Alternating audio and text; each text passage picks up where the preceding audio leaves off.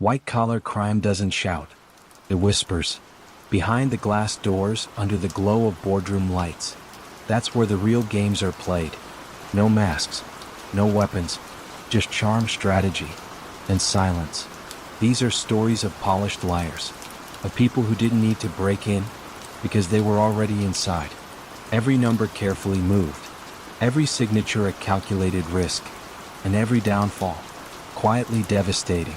So if you're ready, sit back, let the rain fall, and let me tell you how it all came undone. One deal, one lie, one signature at a time. Bernard Ebbers liked to greet visitors with a firm handshake and a folksy drawl that made Wall Street analysts forget they were standing in a converted tractor repair warehouse in Clinton, Mississippi.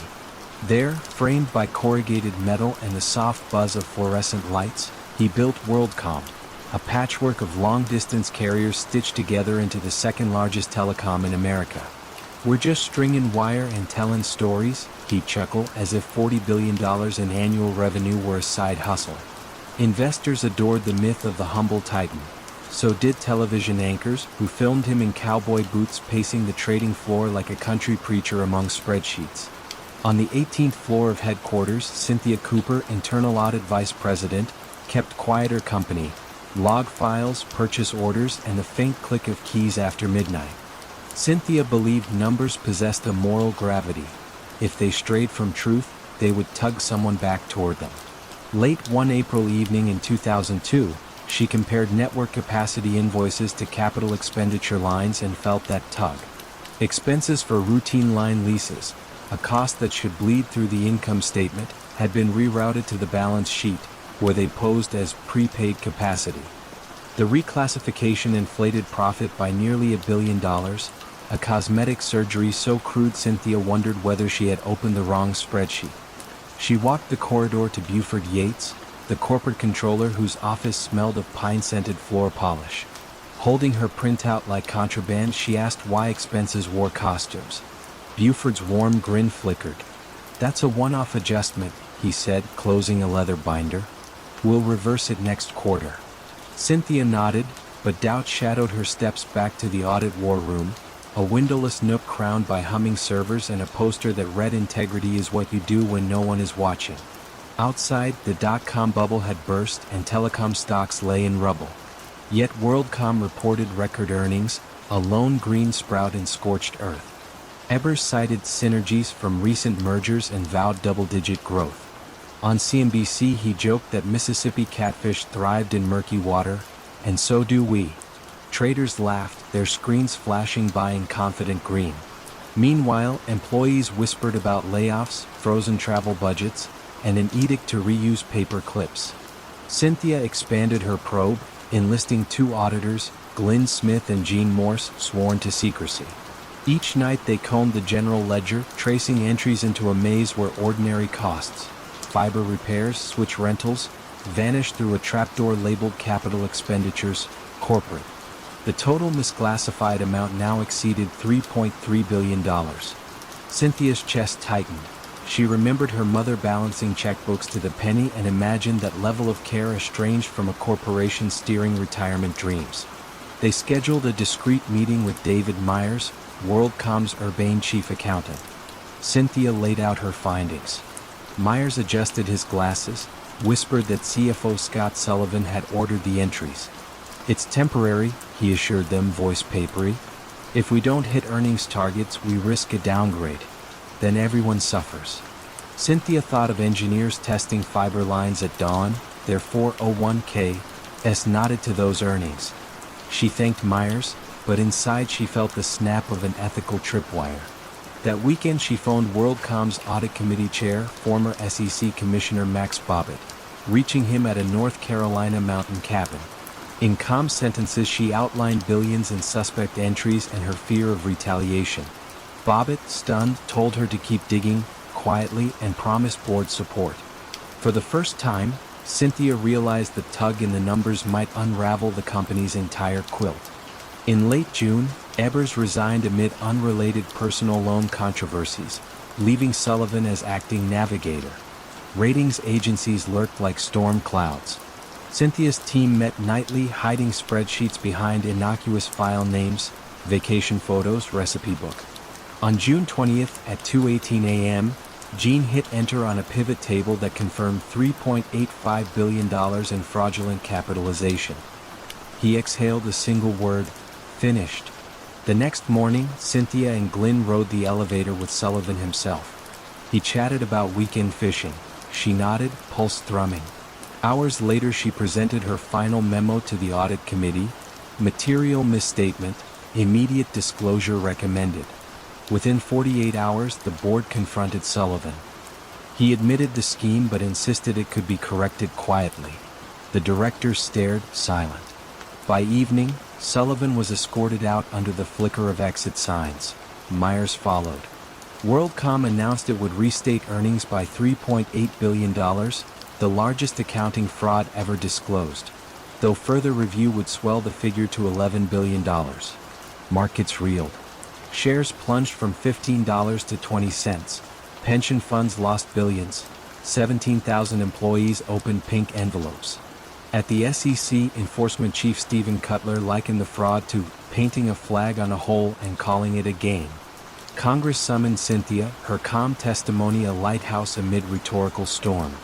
Asked why she persevered, she replied, "I was raised to believe the truth is our final job." Sullivan stood trial first. Prosecutors displayed emails. "We need another $500 million are shifting, cook the gap." Jurors watched him rub his temples. The verdict, 5 counts of securities fraud, carried a 25-year sentence.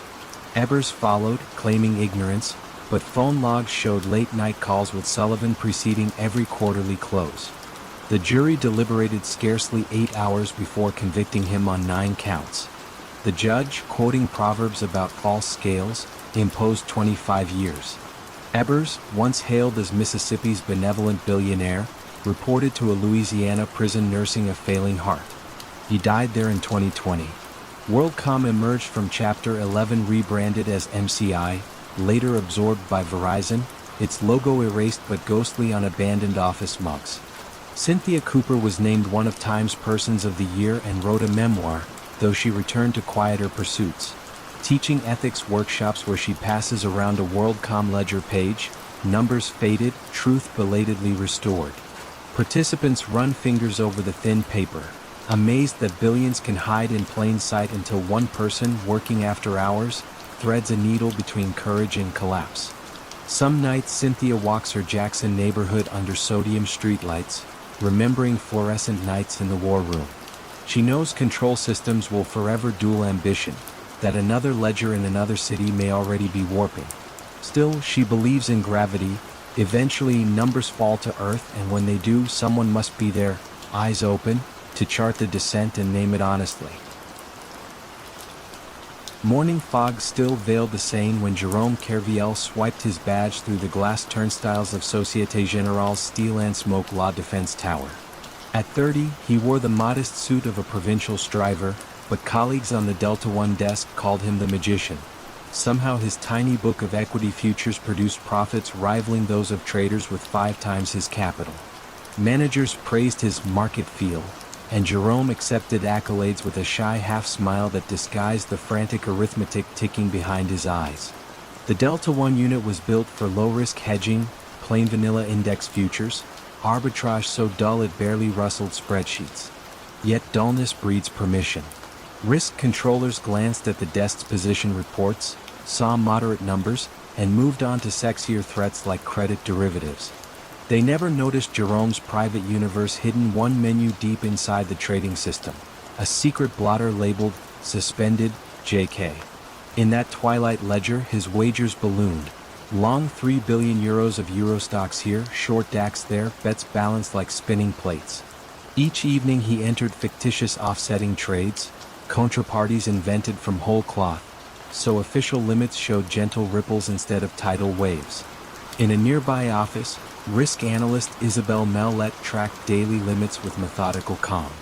She noticed Jerome's VR, a measure of potential loss, remained eerily flat even on days when volatility rattled every other desk. She emailed compliance, JK returns deviate from peers, request deeper review. The reply arrived minutes later, acknowledged. Position within thresholds. Isabel archived the thread, but the anomaly nagged her like a loose stitch in a winter coat. December 2007 brought roaring markets and roaring office parties. Jerome celebrated record gains. His manager, Jean-Luc Heilbronn, raised champagne and spoke of promotions. Jerome nodded, eyes on the floor. He alone knew the scale. Net exposure approaching 50 billion euros, more than the bank's market cap, leveraged through rolling futures that expired weekly, forcing a perpetual juggle. One slip and the masks would fall. The slip came with the new year. Global stocks trembled on subprime tremors. Futures gaps widened like cracked ice. Jerome logged in at dawn on January 18, 2008 and saw red figures bleeding across monitors. To stem losses he forged yet another counter trade, but the volume was so vast the back-office catalog balked. An automated reconciliation flagged a transaction against the ID of an obscure brokerage that had ceased to exist months earlier. The query landed on Isabel's desk. She walked the corridor to Jean-Luc's office, printout in hand. He skimmed it, brow furrowing. Probably a booking error, he muttered, but dialed Jerome anyway. The trader arrived moments later, cheeks flushed. Jean-Luc asked about the phantom broker. Jerome's mouth opened, searching for a plausible glitch. Words failed. Silence spread, hot and brittle.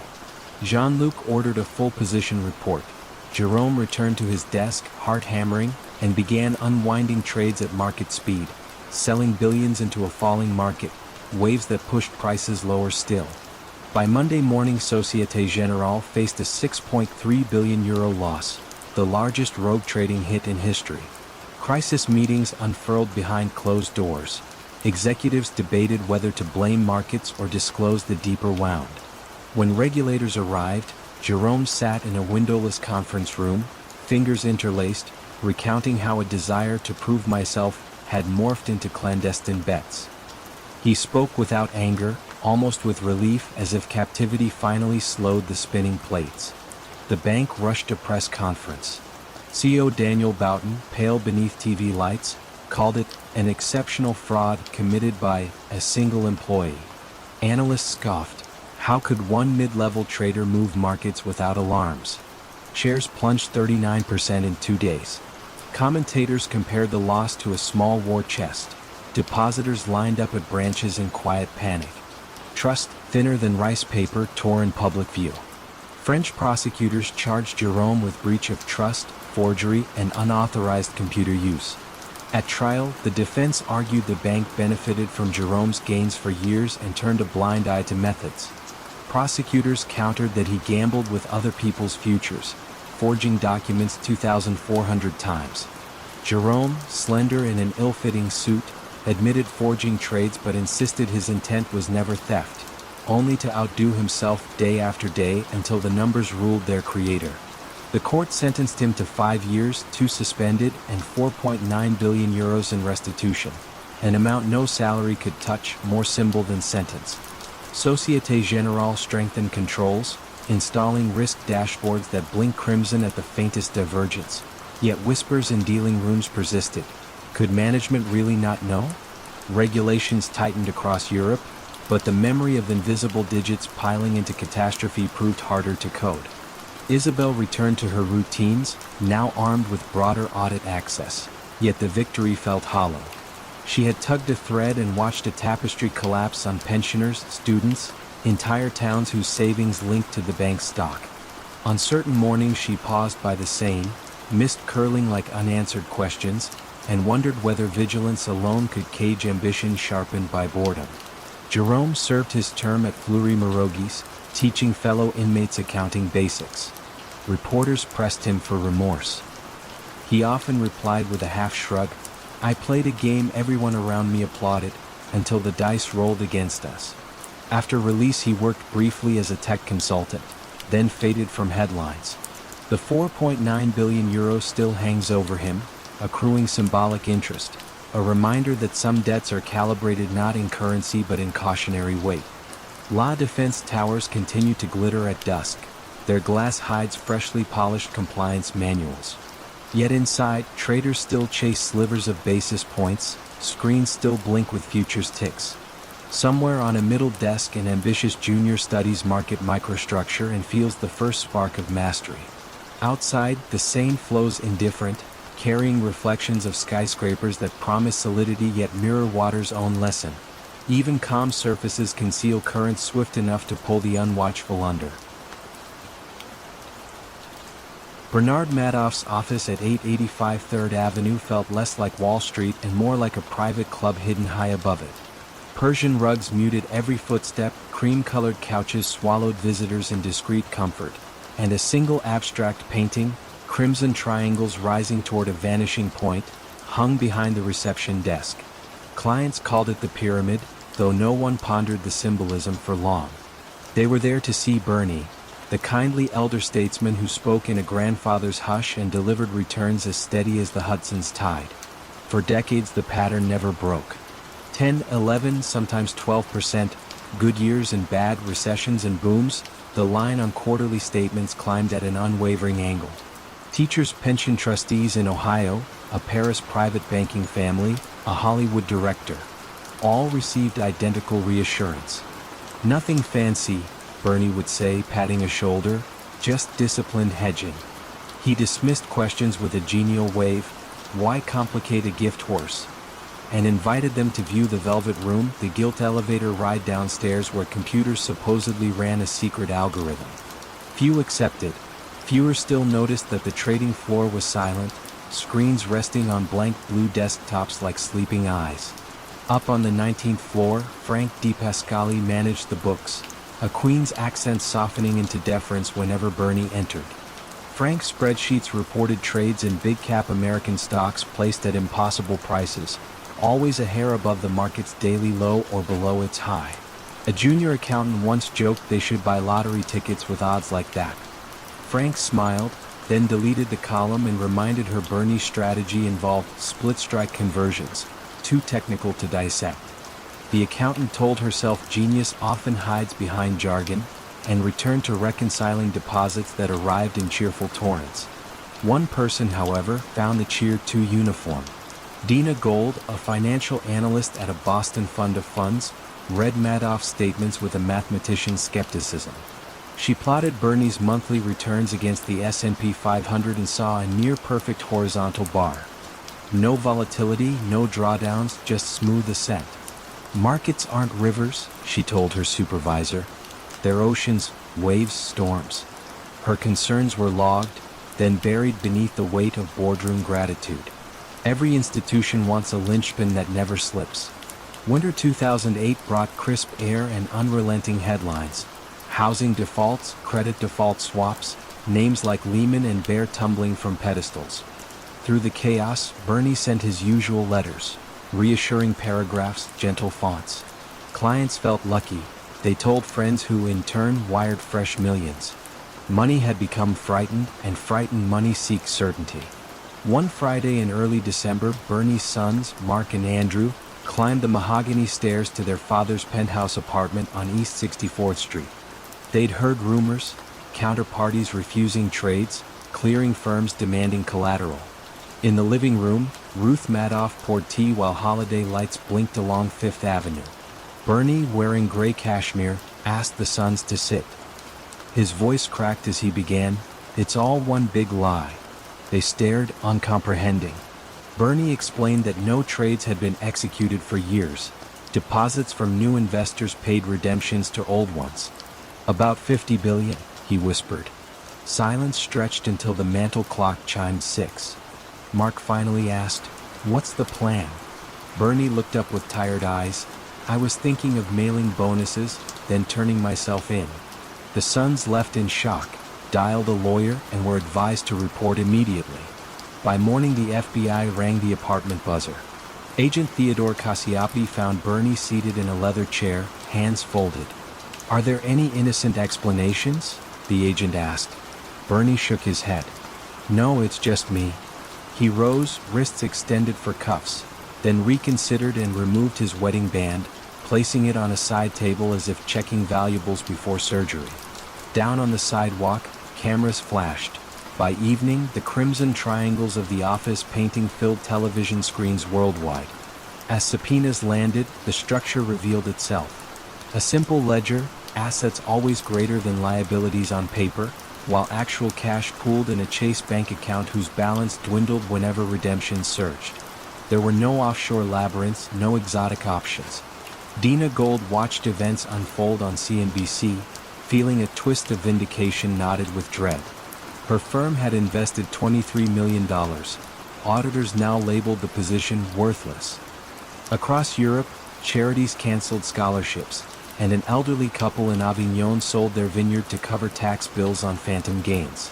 Grief surfaced in unlikely forms. A Palm Beach retiree stood mute before an empty safe deposit box.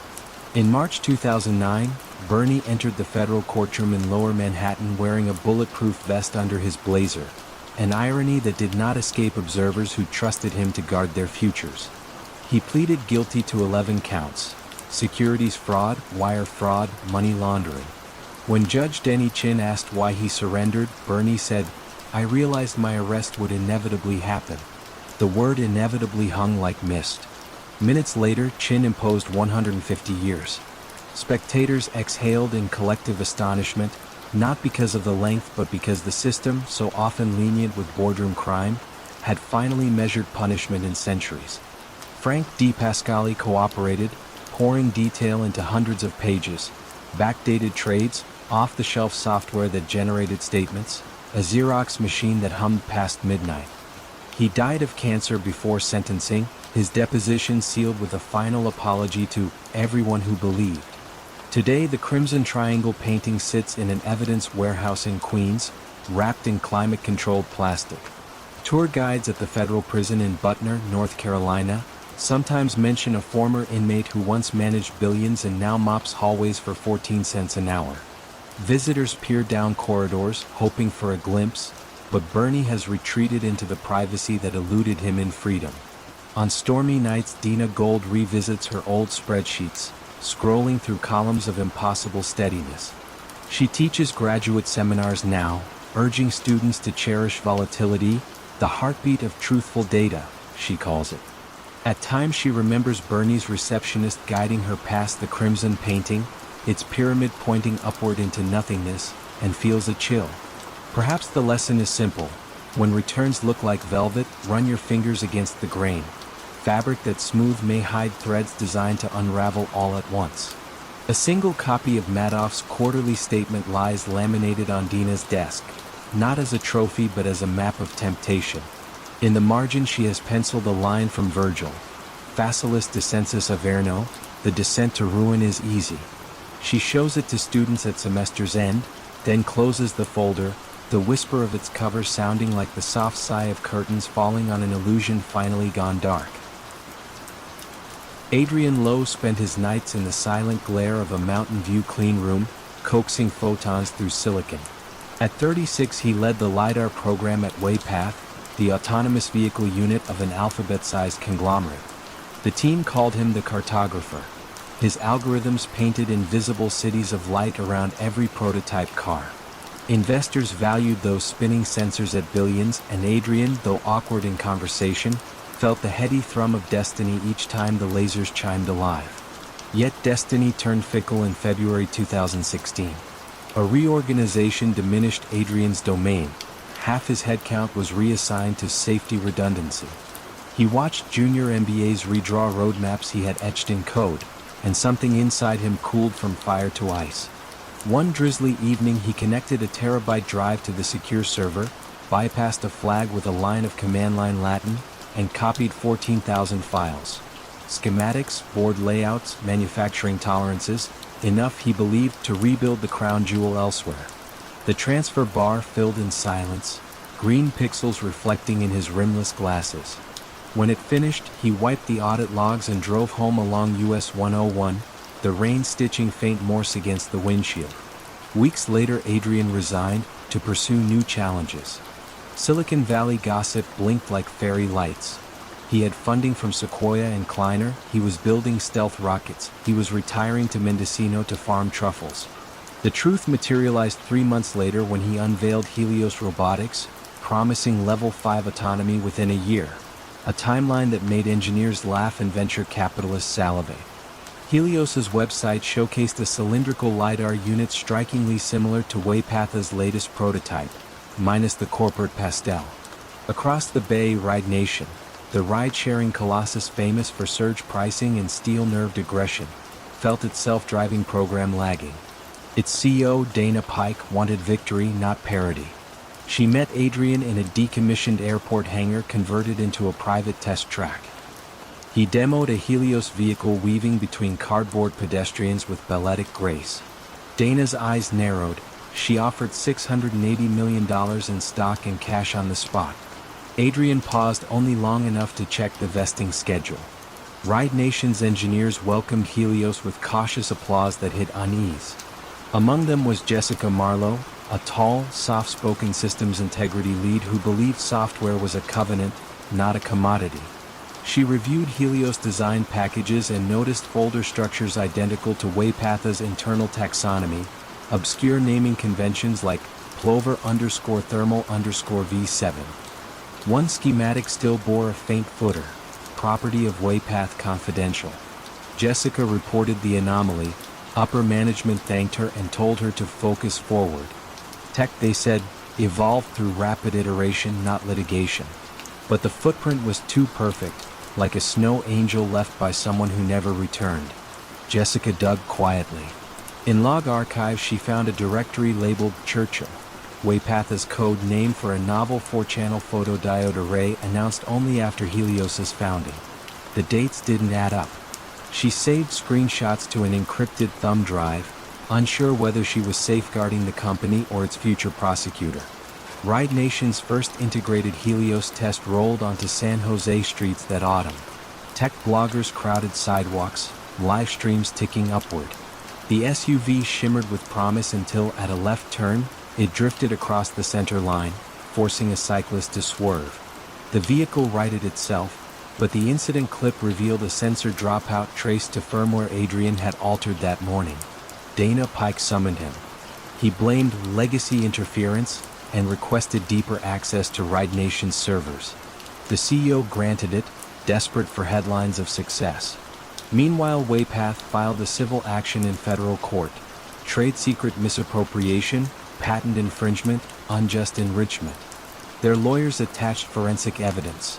Download timestamps matching Adrian's last week, security badge swipes synced to anomalous data transfers. The suit sought billions and an injunction.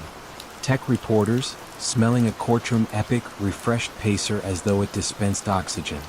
Ride Nation's legal chief convened an urgent review. Jessica, summoned as a fact witness, presented her thumb drive. Silence thickened.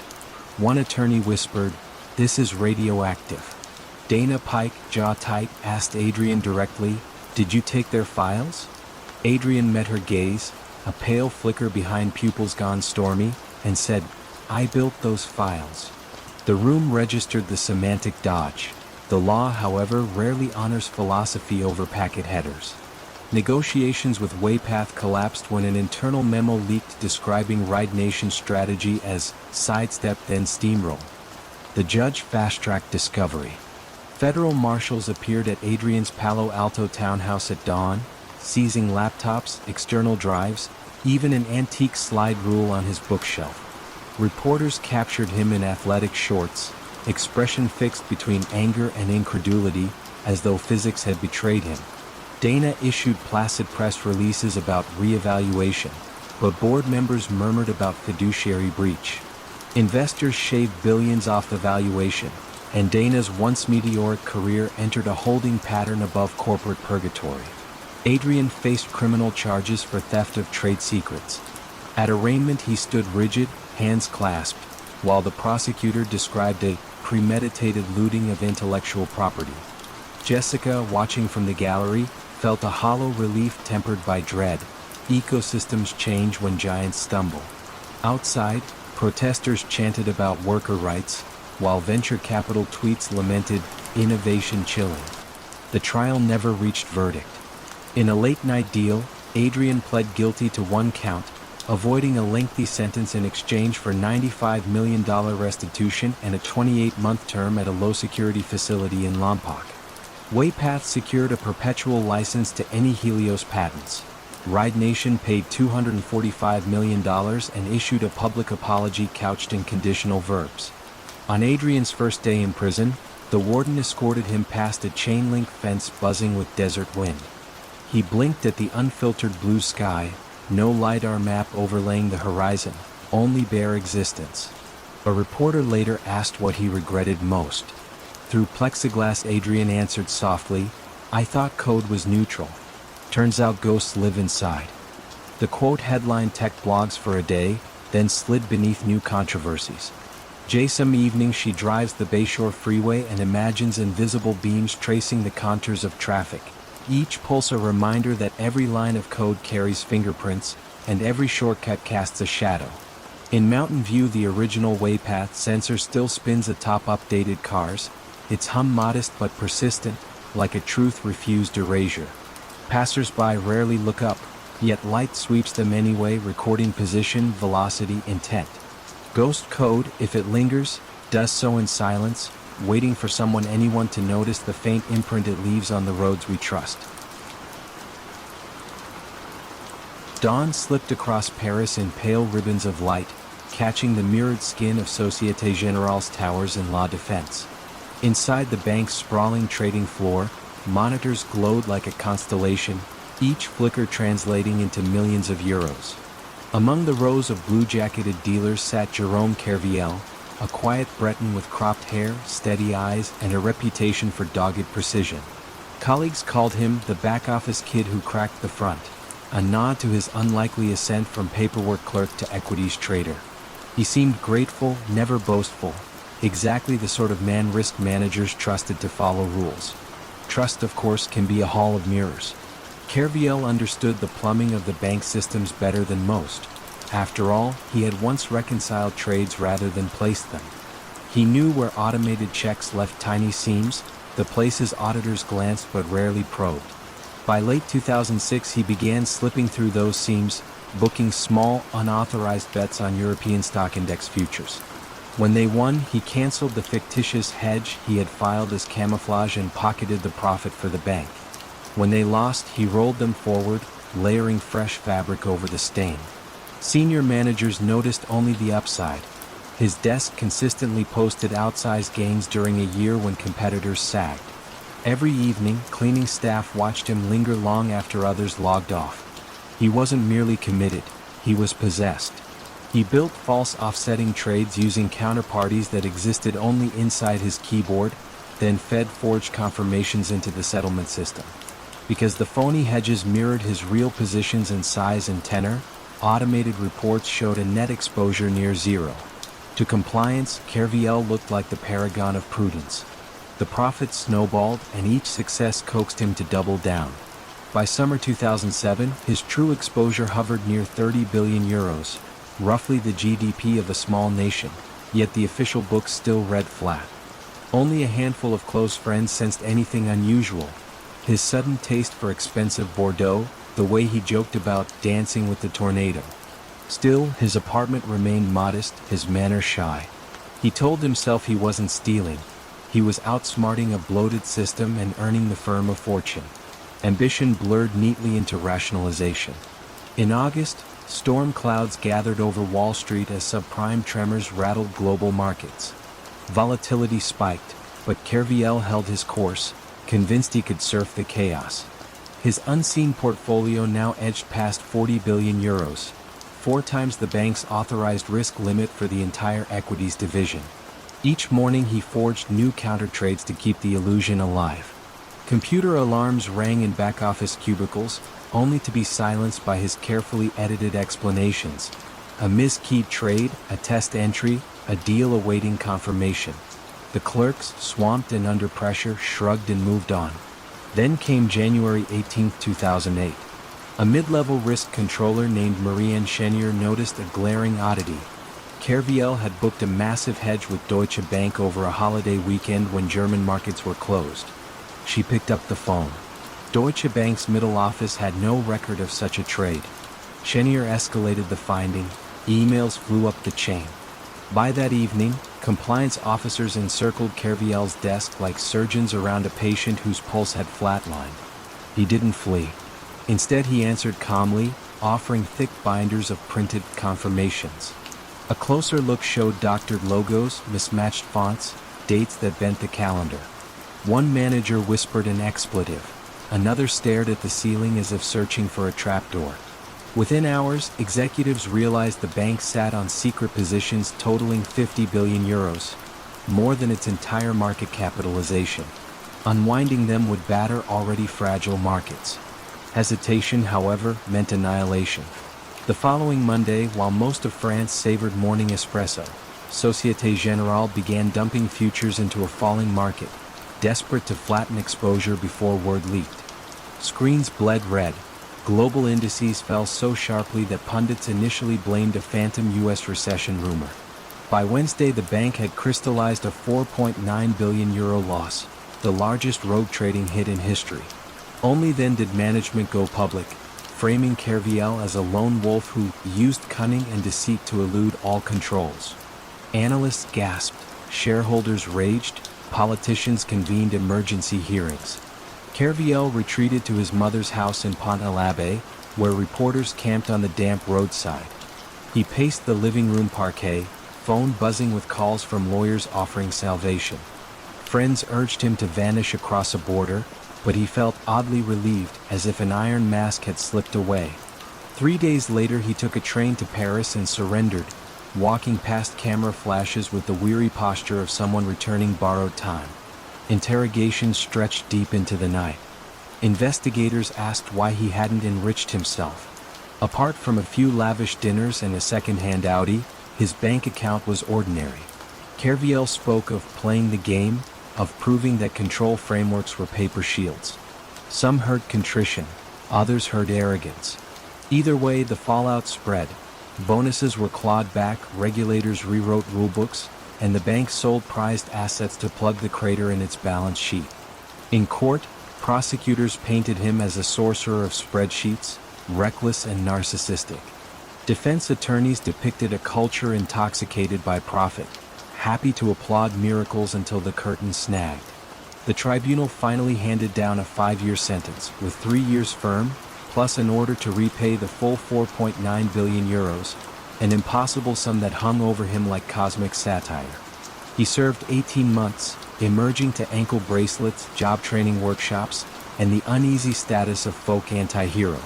Years later, on quiet evenings, Kerviel sometimes walks along the Seine, watching commuter lights skim the water.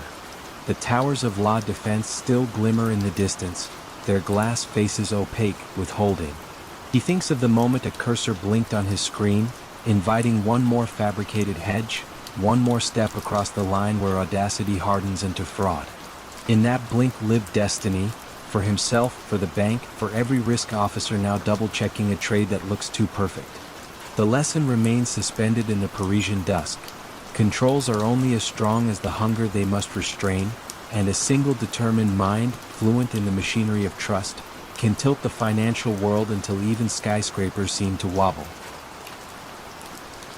London's glass canyons gleamed silver in the fragile dawn when Colin Mercer tapped his badge against the lobby reader of Iberian Continental Bank's trading tower. At 32, he ran the short-term interest rate desk, a vantage point from which he could watch money in its purest, vaporous form. Numbers sliding across screens, shaping futures no factory could match. Colleagues nicknamed him Clockwork, because his trades landed with metronomic profit, week after week, regardless of storms in the wider market.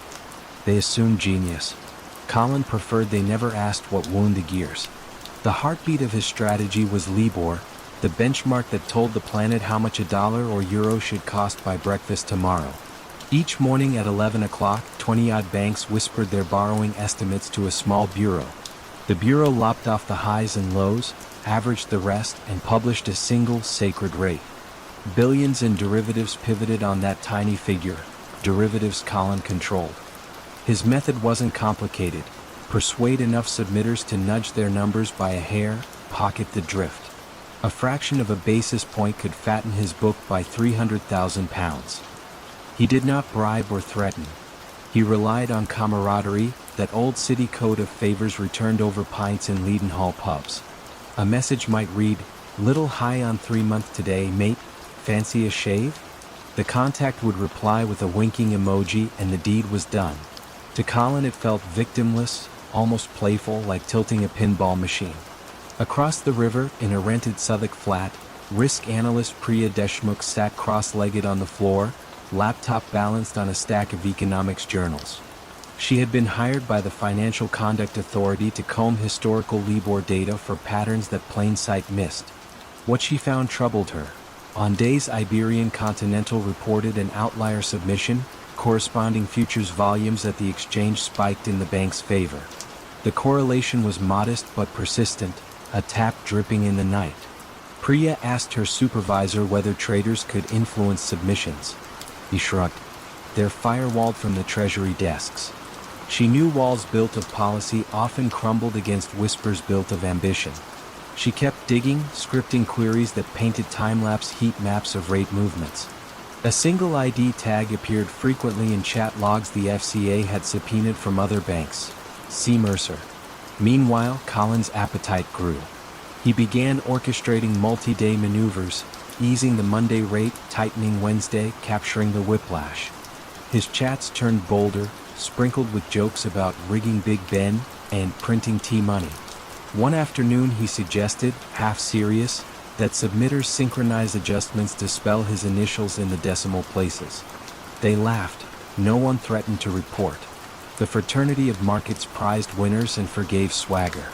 Summer 2011 arrived with rare heat, and rumors of reform floated like warm air through Canary Wharf. Newspapers speculated the benchmark might be overhauled. Politicians muttered about opacity. Colin watched the headlines with detached amusement. Reform, he believed, moved slower than profit. Then, on an otherwise forgettable Tuesday, compliance officers swept the trading floor, collecting phones and escorting several staff into side rooms. A Reuters article had broken. Regulators probe rate rigging at major banks. Colin's pulse quickened but steadied again when no one called his name. By evening he felt almost giddy, certain the net was too large to notice one fish. Priya, meanwhile, delivered her findings to senior FCA lawyers. Her presentation was quiet, the room dimmed for slides. Scatter plots blooming red where Iberian Continental's trades aligned with skewed submissions. Afterward a veteran attorney rubbed his chin. "How certain are you?" She met his eyes. "Certain enough to knock on a door tomorrow." That door belonged to Colin. Dawn cast long stripes across his minimal West End apartment when the buzz of the intercom shattered his dreams. Two officers from the Serious Fraud Office presented a warrant. Colin's smile, usually quick, faltered as they sifted through drawers, seizing USB sticks and a leather notebook filled with hand-drawn payoff diagrams. One agent read aloud a chat. "Need 3M lib low 2 ticks please. Promise champagne." The words, once harmless banter, now sounded like nails against glass. At headquarters, interviews unfolded in soft tones that belied their gravity. Colin admitted suggesting rates but denied coercion. "Everyone did it," he insisted, a phrase that tasted flimsier each time it left his mouth. Prosecutors, armed with Priya's correlation matrices, pressed harder. They displayed emails from smaller banks thanking him for profitable tips, evidence of quid pro quo that shaded friendly nudges into conspiracy. News desks lit up with the phrase LIBOR scandal, and the public learned with indignation how their mortgages and student loans linked to a rate steered by private banter. Iberian Continental suspended Colin, then dismissed him when documents showed his desk earned £44 million in 2 years. Money now labeled tainted. Shareholders filed suits. Lawmakers convened hearings. Trust, that invisible lubricant, leaked into headlines. Colin pled guilty in exchange for a reduced sentence, trading liberty for candor. In court he looked smaller than the tailored suits he once favored, shoulders rounded, gaze fixed on the polished wood of the dock. The judge called the crime a subtle corrosion of faith in the financial system, sentencing him to 11 years. Gasps swept the gallery. Some bankers blanched, imagining themselves in his chair. Priya watched coverage on her flat's flickering television. She felt no triumph, only the hush that follows a storm, the uneasy knowledge that a benchmark rebuilt today could be bent again tomorrow by hands not yet scrutinized. She turned off the set and opened a window. Evening air drifted in, carrying the faint clang of St. Paul's bells. Time, she thought, keeps perfect rhythm even when markets do not. Months later, Libor's governance was overhauled. Submissions anchored to real transactions, audits tightened, transparency pledged. Yet in conference bars, traders still joked about the old days, when rates moved like marionettes. Colin's name surfaced less often, already half mythical, a cautionary tale told with a shrug. Each weekday at 11 o'clock, a new benchmark now flashes across terminals. Priya, promoted to lead analyst, glances at the figure, then at a line of code she wrote to flag anomalies. Somewhere, gears still turn, but the room is quieter, the tick of the clock more honest, for now. Elliot Grant arrived at Larchmont Securities 2 minutes before dawn, as the Thames still reflected the city's sodium glow. Newly hired as a junior analyst, he felt equal parts awe and dread while ascending the empty escalators of Canary Wharf. Larchmont's trading floor, 3 stories of glass, screens, and murmured forecasts, was whispered about in business schools as the place where fortunes appeared out of thin air. What no brochure mentioned was that the firm's real engine worked after sunset, in hushed phone calls and coded texts that never grazed a Bloomberg terminal. At the center of that undercurrent stood Victoria Havers, head of European mergers. She was in her mid-40s, with the posture of a dressage rider and a smile that rarely reached her eyes. Colleagues called her the Oracle, half in reverence, half in fear, because Victoria anticipated corporate takeovers with uncanny precision. When she recommended a client buy shares of a sleepy Dutch chemical maker, the company received a $6 billion acquisition offer a week later. When she hinted that a Spanish telecom giant looked overvalued, its shares plunged on rumors of accounting trouble none had yet reported. Elliot, assigned to Victoria's team, watched her work with almost childlike wonder. Late evenings, he delivered printouts to her corner office, where she sat alone, humming faintly, eyes fixed on nothing visible. One night he risked a question: "How do you forecast events nobody else sees?" She lifted her gaze, amused. "There's always a whisper before the storm," she replied, "if you know which corridors carry sound." Elliot soon noticed irregularities. Victoria's instructions were oddly timed. By just before a regulatory filing, sell minutes before negative news.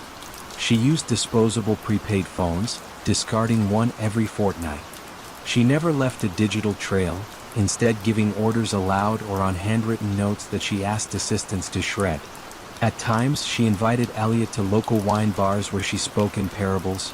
"People think markets are math," she'd say, twirling a Merlot.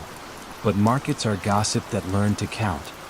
Into this atmosphere stepped Miles Calder, a mid-level investigator from the UK's Financial Conduct Authority, grey-haired, mild-mannered, almost forgettable. He arranged a polite sit-down at Larchmont to discuss general compliance. Victoria greeted him warmly, offering espresso, answering questions with flawless poise. Miles departed with courteous handshakes, yet Elliot glimpsed the faintest flicker in Victoria's eyes as the elevator doors closed, an acknowledgement that the cat and mouse had sniffed each other. Weeks later, Larchmont's proprietary desk made a fortune shorting a French logistics firm hours before it announced lost government contracts. The FCA opened a formal inquiry. Victoria assured her staff it was routine. Elliot wanted to believe her. Debt from student loans pressed him like a hand on his back. Still, he began saving exported chat logs and order confirmations to a personal folder, labeling it innocuously as lunch spots. One December afternoon, a courier delivered a small parcel to Victoria. Inside lay a silver USB stick and a note: "Tomorrow 9:17 board decision." Victoria studied the message, then summoned Elliot. "I want a sensitivity model on Bjorn Pharma," she said, tone light. "Use aggressive revenue growth." Elliot knew Bjorn was rumored to be an acquisition target. He felt a pulse in his ears.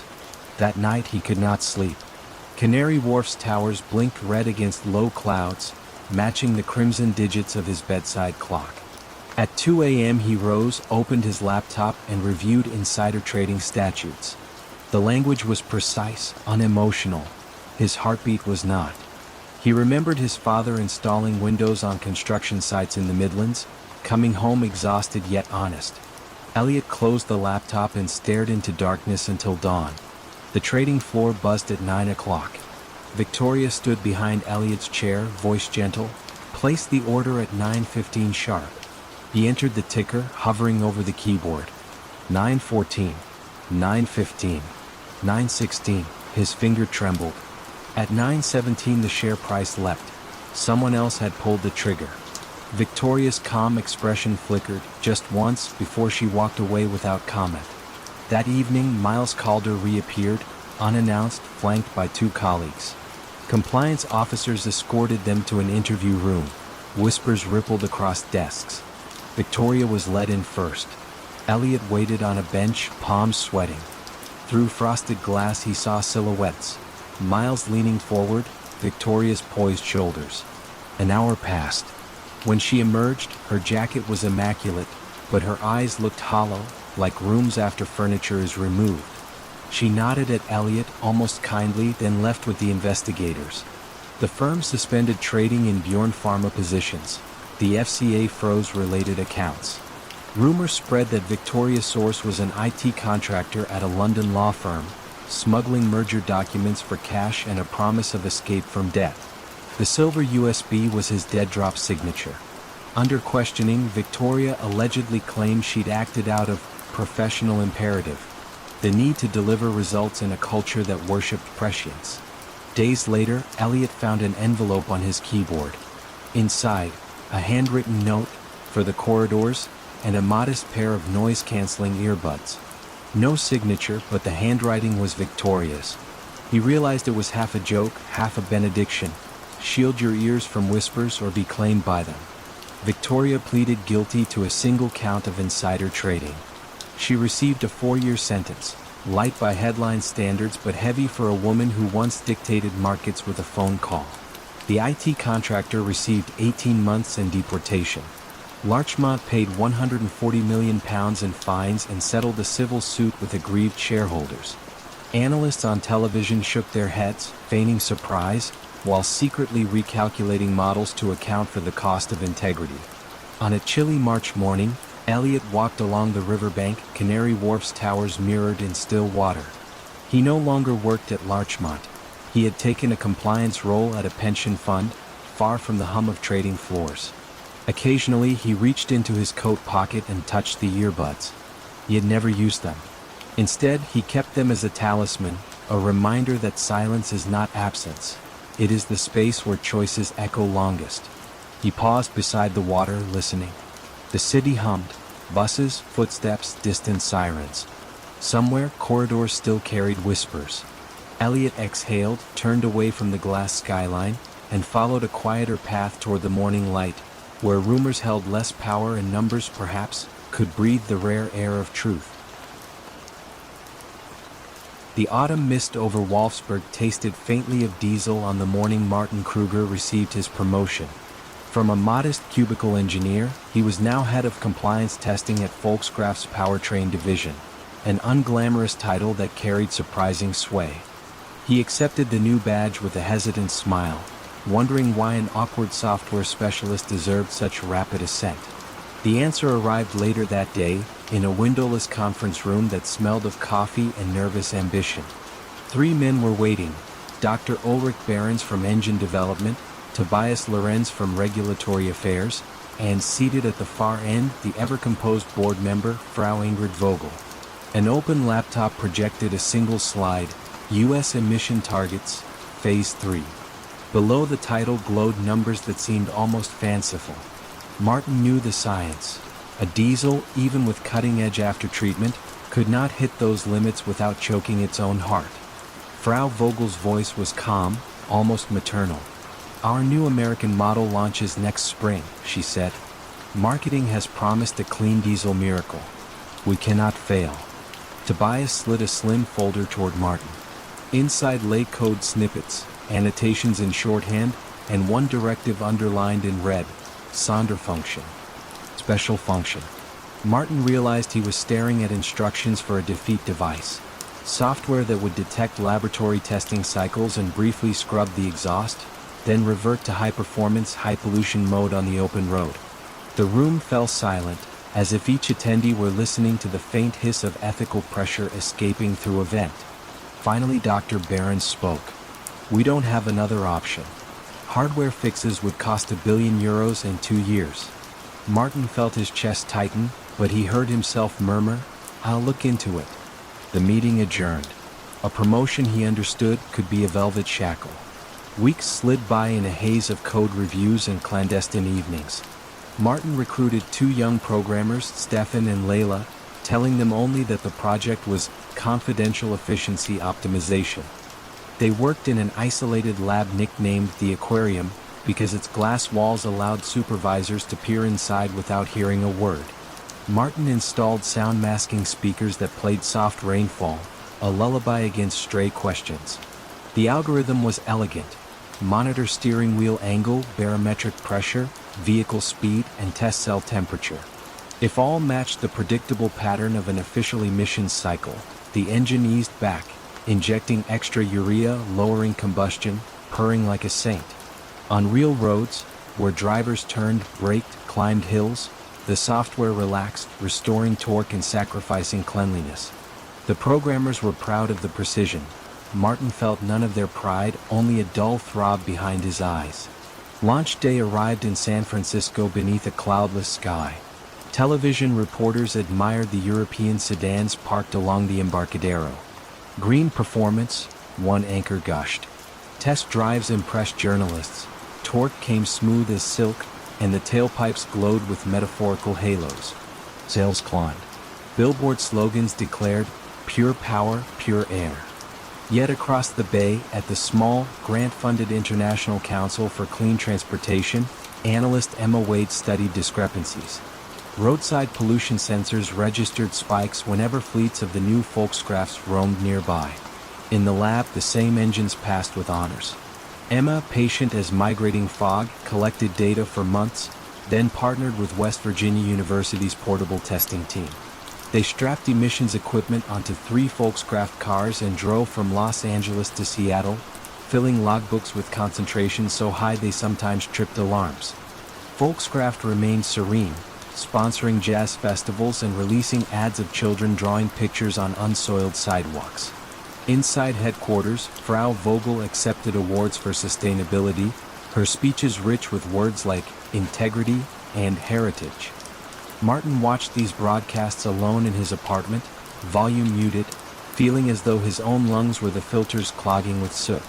In early September, Emma's group sent a courteous, technically dense letter to the U.S. Environmental Protection Agency. The EPA forwarded it to Volkskraft, requesting clarification. The memo landed on Tobias's desk. He called an emergency meeting. Martin, Dr. Behrens, and corporate attorneys filled the same windowless room as before. This time, nobody served coffee. The lawyers suggested a quiet software recall, phrased as an enhancement. Tobias argued for delay, perhaps blaming rogue suppliers. Martin listened, palms sweating. He finally spoke. "They have on-road data. It's irrefutable." Dr. Behrens glared as if betrayal had seated itself at the table. Frau Vogel arrived late, reviewed the slides and closed her eyes a moment, as if mourning a lost friend. Then she ordered full cooperation, but only once every strategic option had been assessed. Cooperation proved futile. In a fluorescent EPA office outside Washington, investigators unpacked millions of lines of code, their analysis converging on Sonder function. Public notice followed.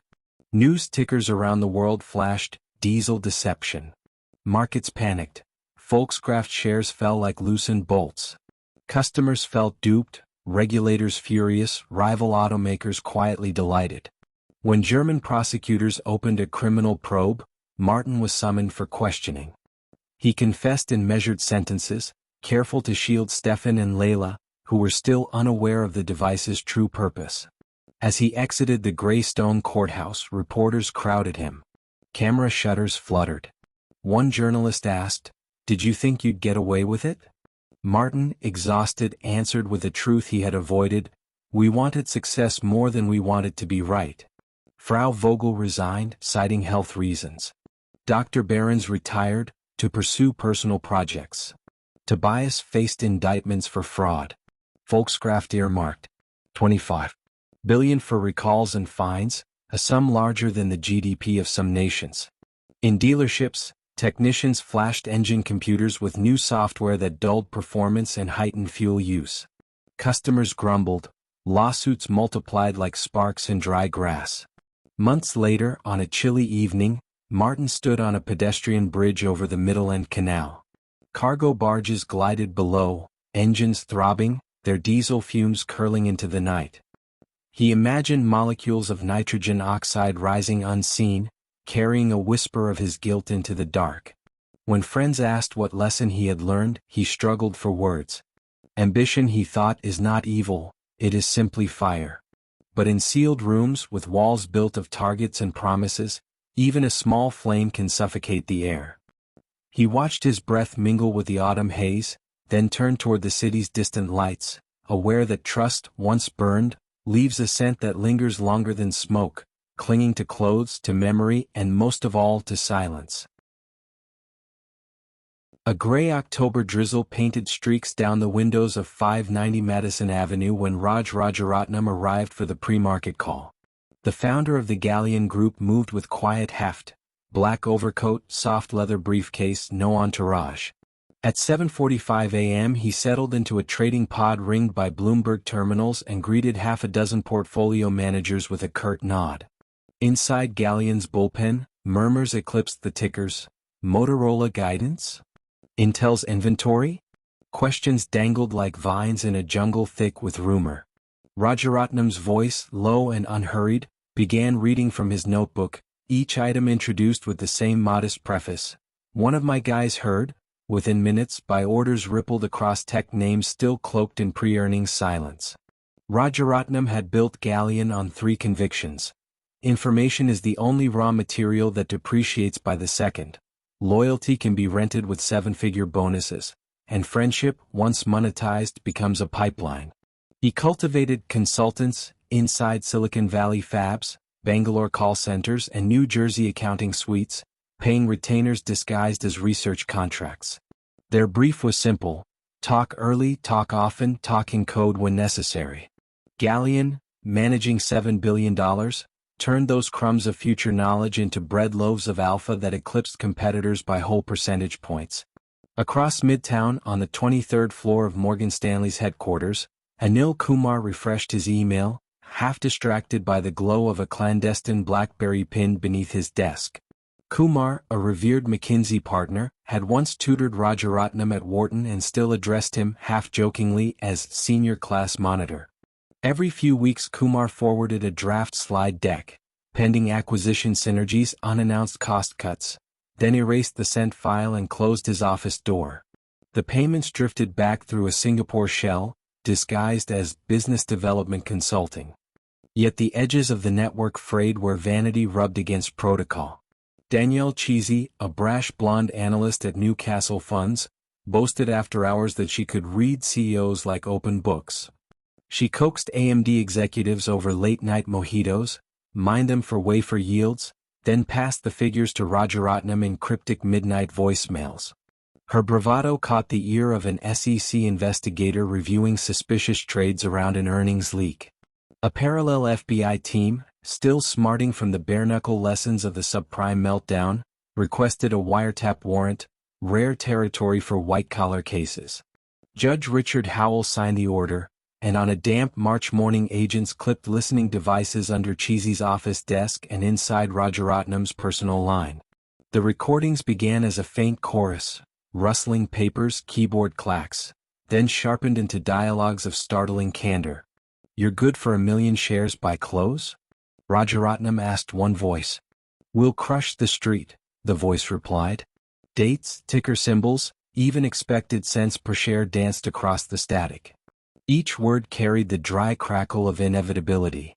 Analysts at the bureau's wire room, more accustomed to mafia slang, listened in baffled silence as billions floated across conversations polite enough for a country club veranda. While tapes stacked up, Galleon's numbers sparkled.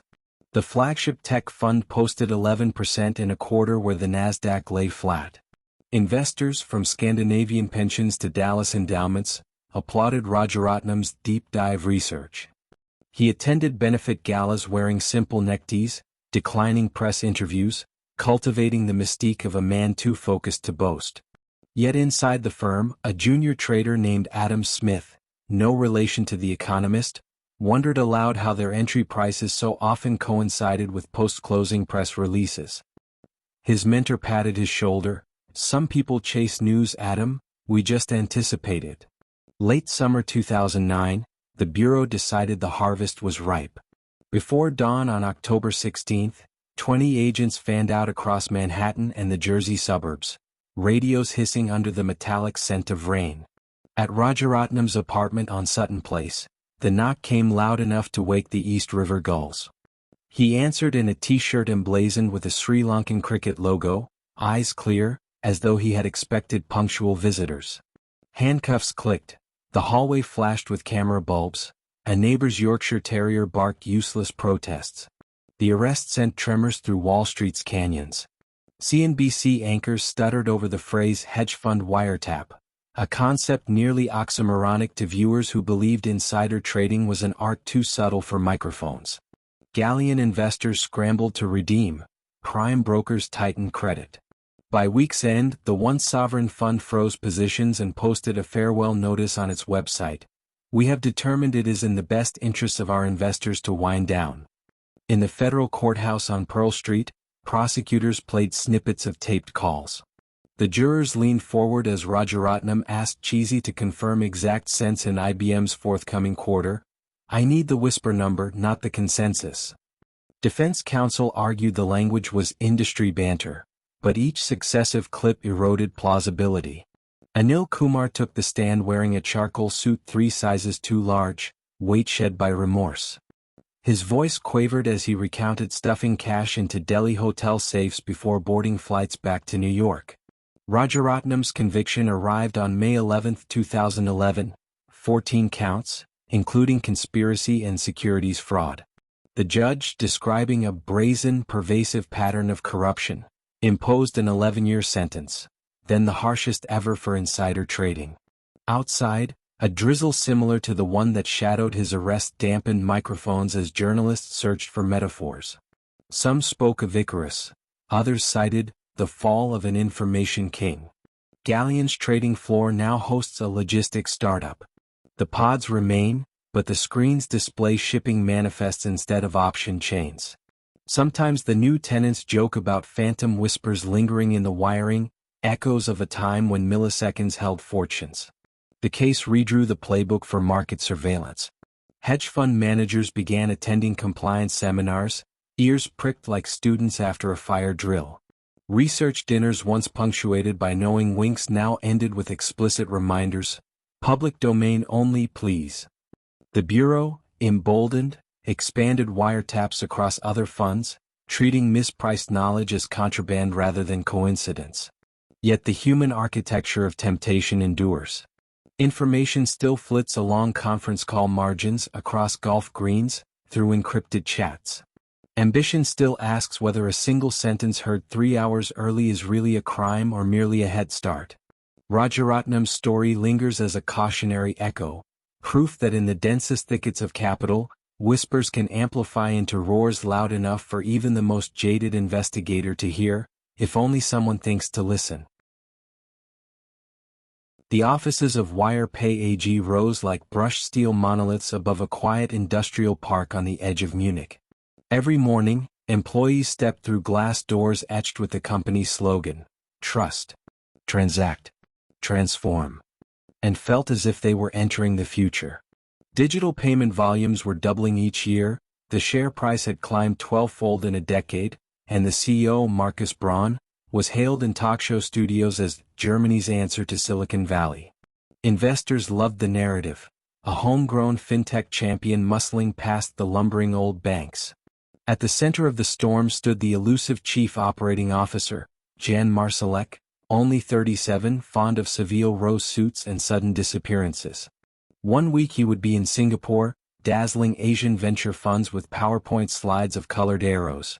The next he would surface in Cyprus or Dubai, whispering about encrypted wallets and unbanked millions. Colleagues spoke of him with a mix of envy and awe. "He knows everyone," they said, lowering their voices, "and everything." Across town, Benedict Schwartz, a financial reporter with slightly threadbare jackets and a talent for polite persistence, stared at a spreadsheet whose columns refused to add up. The figures had arrived by courier, slipped from a brown envelope along with a note, "Look at the cash." Benedict had been covering WirePay for years and admired its audacity, yet he had never managed to reconcile the company's booming profits with its slender cash flows. A global payment processor should gush liquidity, like a toll booth collecting coins. WirePay seemed to run on promise, not pennies. Benedict called up bank filing databases, cross-checked subsidiary names, and noticed that the bulk of WirePay's profits came from three little-known partners in the Philippines, Singapore, and Dubai. Each supposedly processed transactions on WirePay's behalf. Each also claimed to hold in escrow hundreds of millions of euros that belonged to WirePay's European balance sheet. Yet the audit trail ended in photocopied letters and blurred signatures. In the spring of 2019, a warm breeze carried the scent of linden blossoms through Munich's boulevards. Inside WirePay, auditors from Ernst & Young arrived for their annual review. Marcus Braun welcomed them with soft Viennese courtesy. Jan Marsalek arrived late, breathless from the airport, scattering mint tablets on the polished table. He produced, with flourish, 2 banking confirmations from BPI and OCBC, Asian lenders outlining vast trust accounts in WirePay's name. The auditors photographed the letters, noted the balances and ticked the boxes. Yet a junior associate, Helena Fisher, frowned. The documents bore no digital verification codes, only rubber stamps. Helena asked whether she might speak directly with the banks. Marsalek flashed a quick smile, explaining that time zone differences made calls difficult. Still, he promised access soon. The meeting adjourned, pastries were served, and conversations drifted to football. Helena, however, could not shake the unease, especially after Marcus Braun, during a hallway chat, referred to the escrow money as a mere technicality. Months later, Benedict's editor agreed to publish a cautious probe. The headline ran in the Tuesday business section: "Mystery Cash Clouds FinTech Star." WirePay's spokesperson dismissed it as rumor-mongering by short sellers. The stock dipped 3%, then climbed again as analysts issued buy notes. Confidence, once installed, had its own gravity. But the probe pried open a door. Regulators at BaFin, embarrassed by whispers that they favored the hometown hero, summoned WirePay's executives for clarification. Marcus delivered polished slides, growth curves, geographic maps, testimonials from pleased merchants. Jan Marsalek, tireless, spoke of revolutionary micropayment rails, quoting William Gibson, "The future is already here, it's just not evenly distributed." The regulators nodded. The meeting ended in smiles. Only Helena Fisher refused to move on. She booked flights to Manila and Singapore, paying from her own pocket, unsure whether the firm would reimburse her. Once on the ground, she visited the listed offices of WirePay's partners. In Manila, she found a single locked room inside a half-empty strip mall. In Singapore, a mailbox service behind a yoga studio. When she tried to schedule a visit to the supposed trustee bank, the receptionist said, "We don't offer escrow accounts of that size." Helena felt the odd vertigo that precedes disaster, the moment when one realizes the floor is made of painted glass. Meanwhile, Jan Marsalek vanished again, this time claiming he had urgent meetings in Beirut. 3 days later he texted Marcus an encrypted note. "All set. We'll send files Monday." Monday passed. No files. Marcus grew pale, investor calls multiplied. Benedict received a second envelope, containing internal emails in which executives begged Jan for bank statements, and he replied with emojis. In June 2020, WirePay delayed its audited results for the 3rd time. The share price wobbled like a candle flame. Helena, back in Munich with photographs of empty offices, met the audit committee and outlined her findings. Silence draped the room as she finished.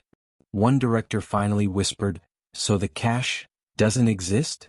Helena nodded. The next morning, Marcus Braun phoned BaFin and admitted that 1.9 Billion in escrow funds were likely missing. The phrase circulated through newsrooms with chilling speed. At 9:15 a.m. trading in WirePay shares was halted.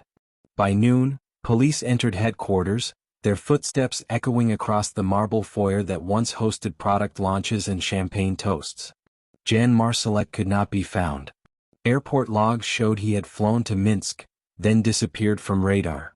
Rumors placed him in Moscow, Kuala Lumpur, Tripoli. Interpol issued a red notice. Tabloid headlines called him the man without a shadow. Marcus Braun, more subdued, surrendered to authorities, a folded trench coat draped over his arm. Reporters called out questions about contrition. He murmured that he had trusted the wrong people. Employees filed out carrying boxes, some crying, some angry, most numb. Decades of pension savings evaporated. Merchants scrambled to reroute payment gateways. Trust, that gossamer asset, shredded in real time. Helena walked past the empty reception desk, feeling neither triumph nor defeat, only the hollow fatigue that follows the discovery of an unwelcome truth. Outside, summer rain began to fall, streaking the WirePay logo with rivulets that looked almost like tears. Benedict met her under the awning, notebook in hand. "You did it?" he said softly. Helena shook her head. "No," she replied, gazing at the darkened windows above. "The numbers did it. We just finally believed them." They stood there together, listening to the rain and to the distant wail of sirens converging on the headquarters that had once promised to transform the future, but succeeded only in erasing the present. Evan McAllister's corner office on the 24th floor of Glencourt Energy overlooked the lazy bend of the Houston Ship Channel, a view he once compared to a river of income. For a decade the company had posted quarter after quarter of record profits, each announcement accompanied by Evan's trademark, almost bashful grin at the investor podium. Analysts praised him as the quiet visionary of the natural gas revolution. Under the warm Texas sun, his rise felt inevitable, almost fated, and no one wanted to spoil the optimism with awkward questions. Yet questions did exist. They collected in the head of Mara Delgado, a mid-level accountant who preferred numbers to people and coffee to conversation. Mara noticed that the debt schedule in the internal books never quite matched the one released to shareholders. It was a tiny mismatch, $5 million at first, then 10, easy to dismiss as rounding in a $15 billion enterprise. Still, she saved every version of the spreadsheets on a thumb drive, a quiet ritual performed at dusk when the bullpen emptied and the motion-activated lights clicked off row by row.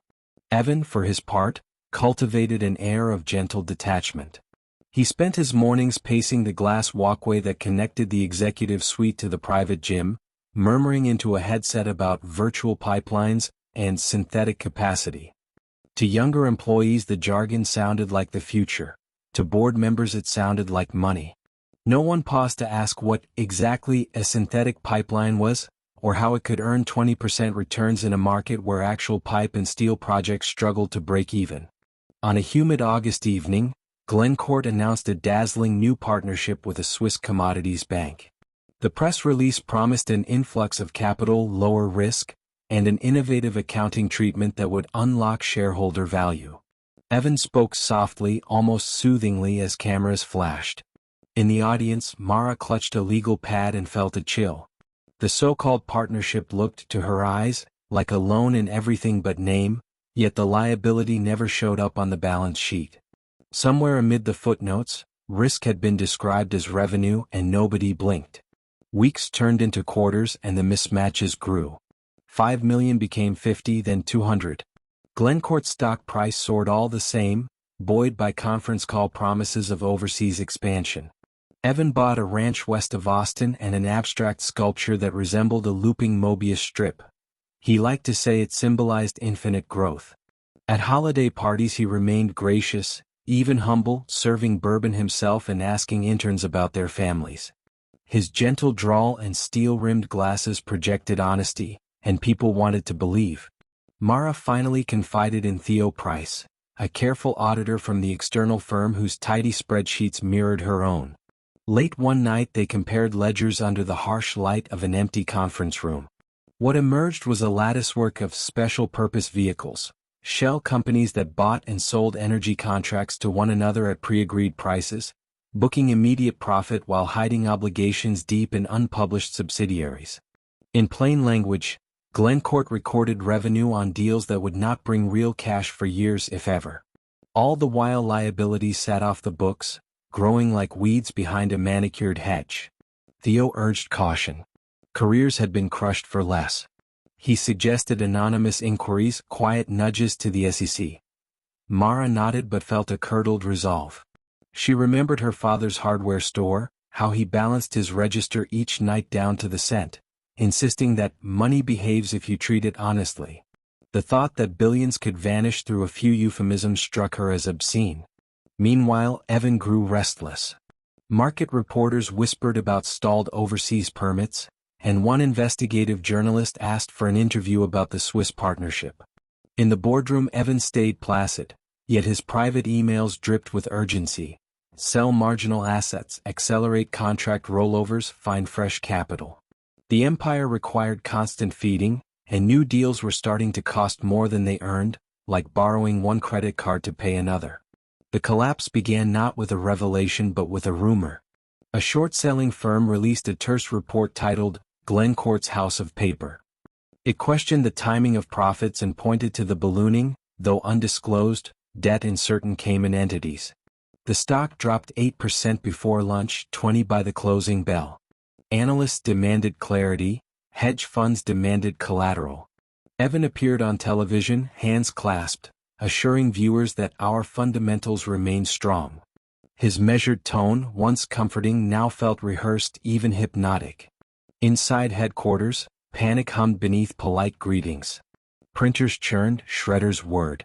Mara and Theo forwarded their documentation to regulators, attaching a note that began, "We believe immediate action is warranted." They were not alone. A junior trader worried about personal liability had already handed over emails detailing fabricated energy price curves. The walls were closing in from multiple angles, a quiet siege advancing on polished marble floors. When the SEC subpoena arrived, Evan retreated to his office, closing the frosted glass door. Through the pane he could be seen staring at the skyline, as if searching for the familiar curve of the ship channel through a gathering fog. By week's end, Glencourt restated 4 years of earnings, revealing billions in hidden debt.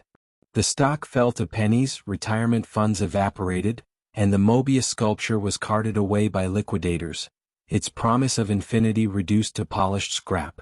Evan surrendered to federal marshals one October dawn, stepping into the humid Houston air in the same gray suit he had worn during triumphal press conferences.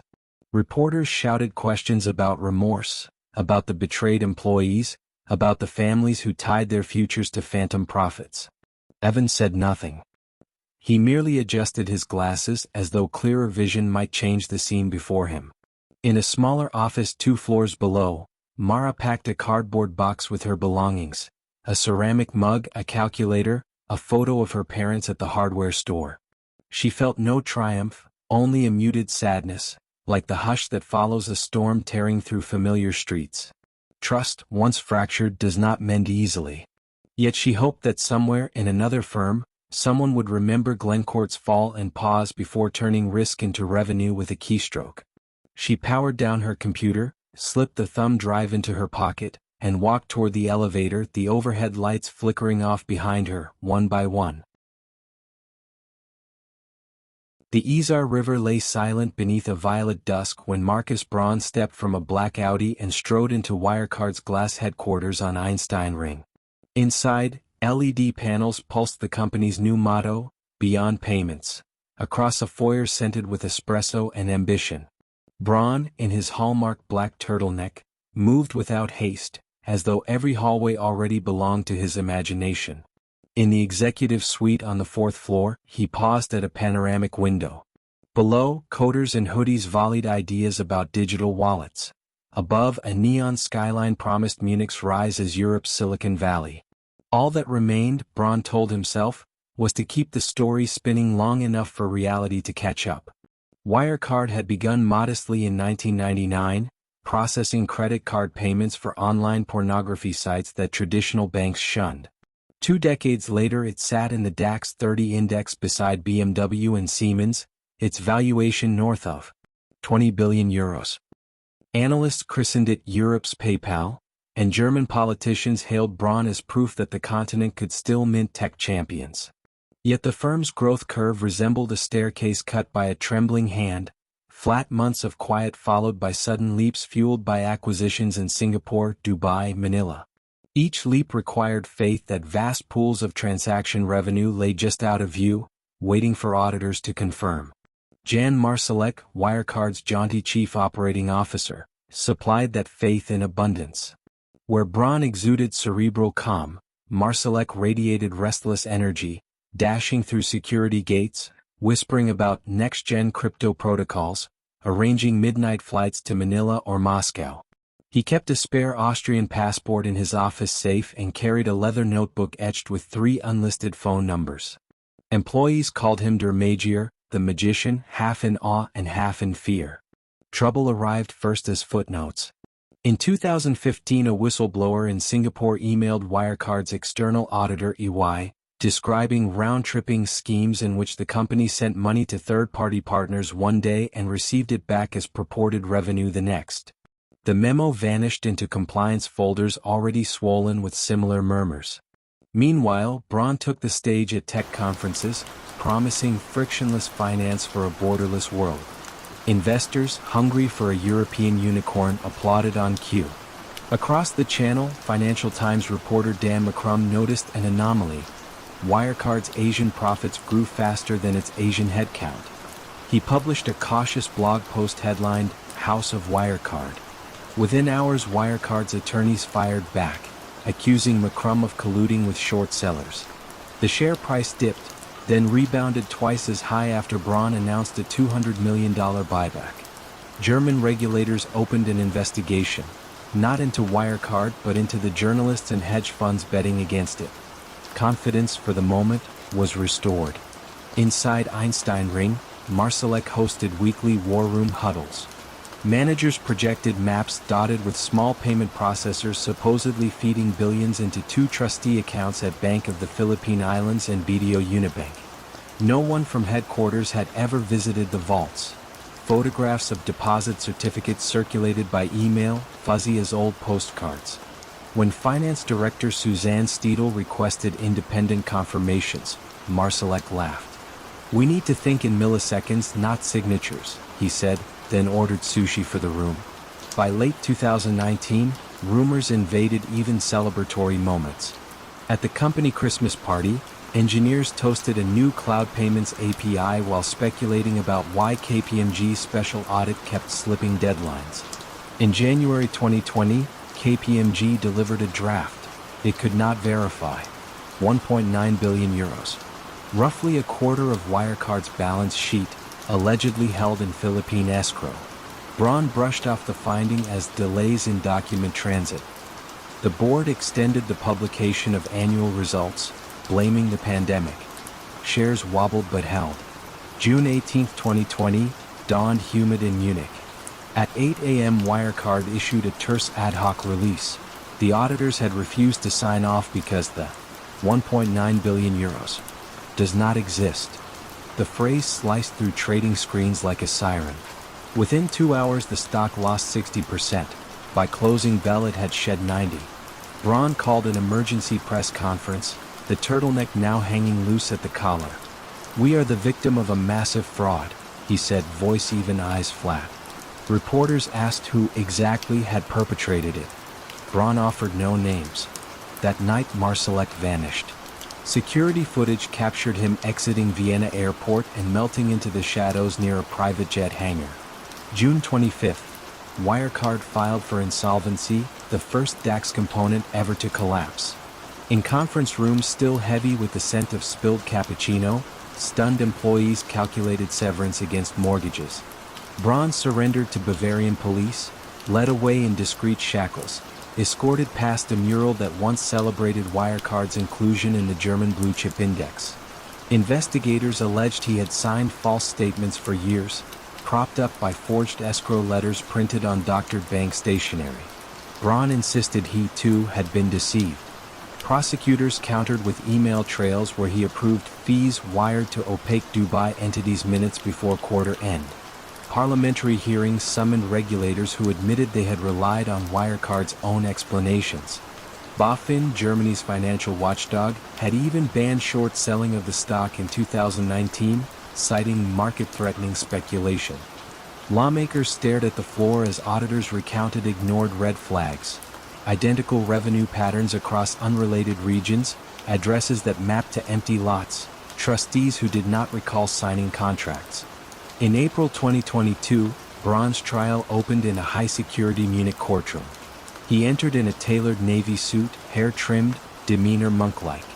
Witnesses described conference calls where dissenting managers were muted, then sidelined. One IT engineer told of scripting code that backfilled missing transaction IDs minutes before auditors arrived. The jury, handed ring binders thick as telephone books, listened as expert after expert explained how numbers can masquerade as fact when trust stands guard at the gate. Wirecard's campus is now a co-working hub for biotech startups. The lobby logo remains, letters unlit, an ironic art piece in a hallway that smells of fresh paint. Visitors sometimes stop, recall headlines, and shake their heads. They speak of technological bravery, of regulatory sleepwalkers, of a magician still at large. More often, they simply point to the missing billions, money that never was yet still managed to buy reputations, elections, and hope. The saga left Germany wary of homegrown heroes and taught investors, auditors, and ministers a lesson as old as bookkeeping.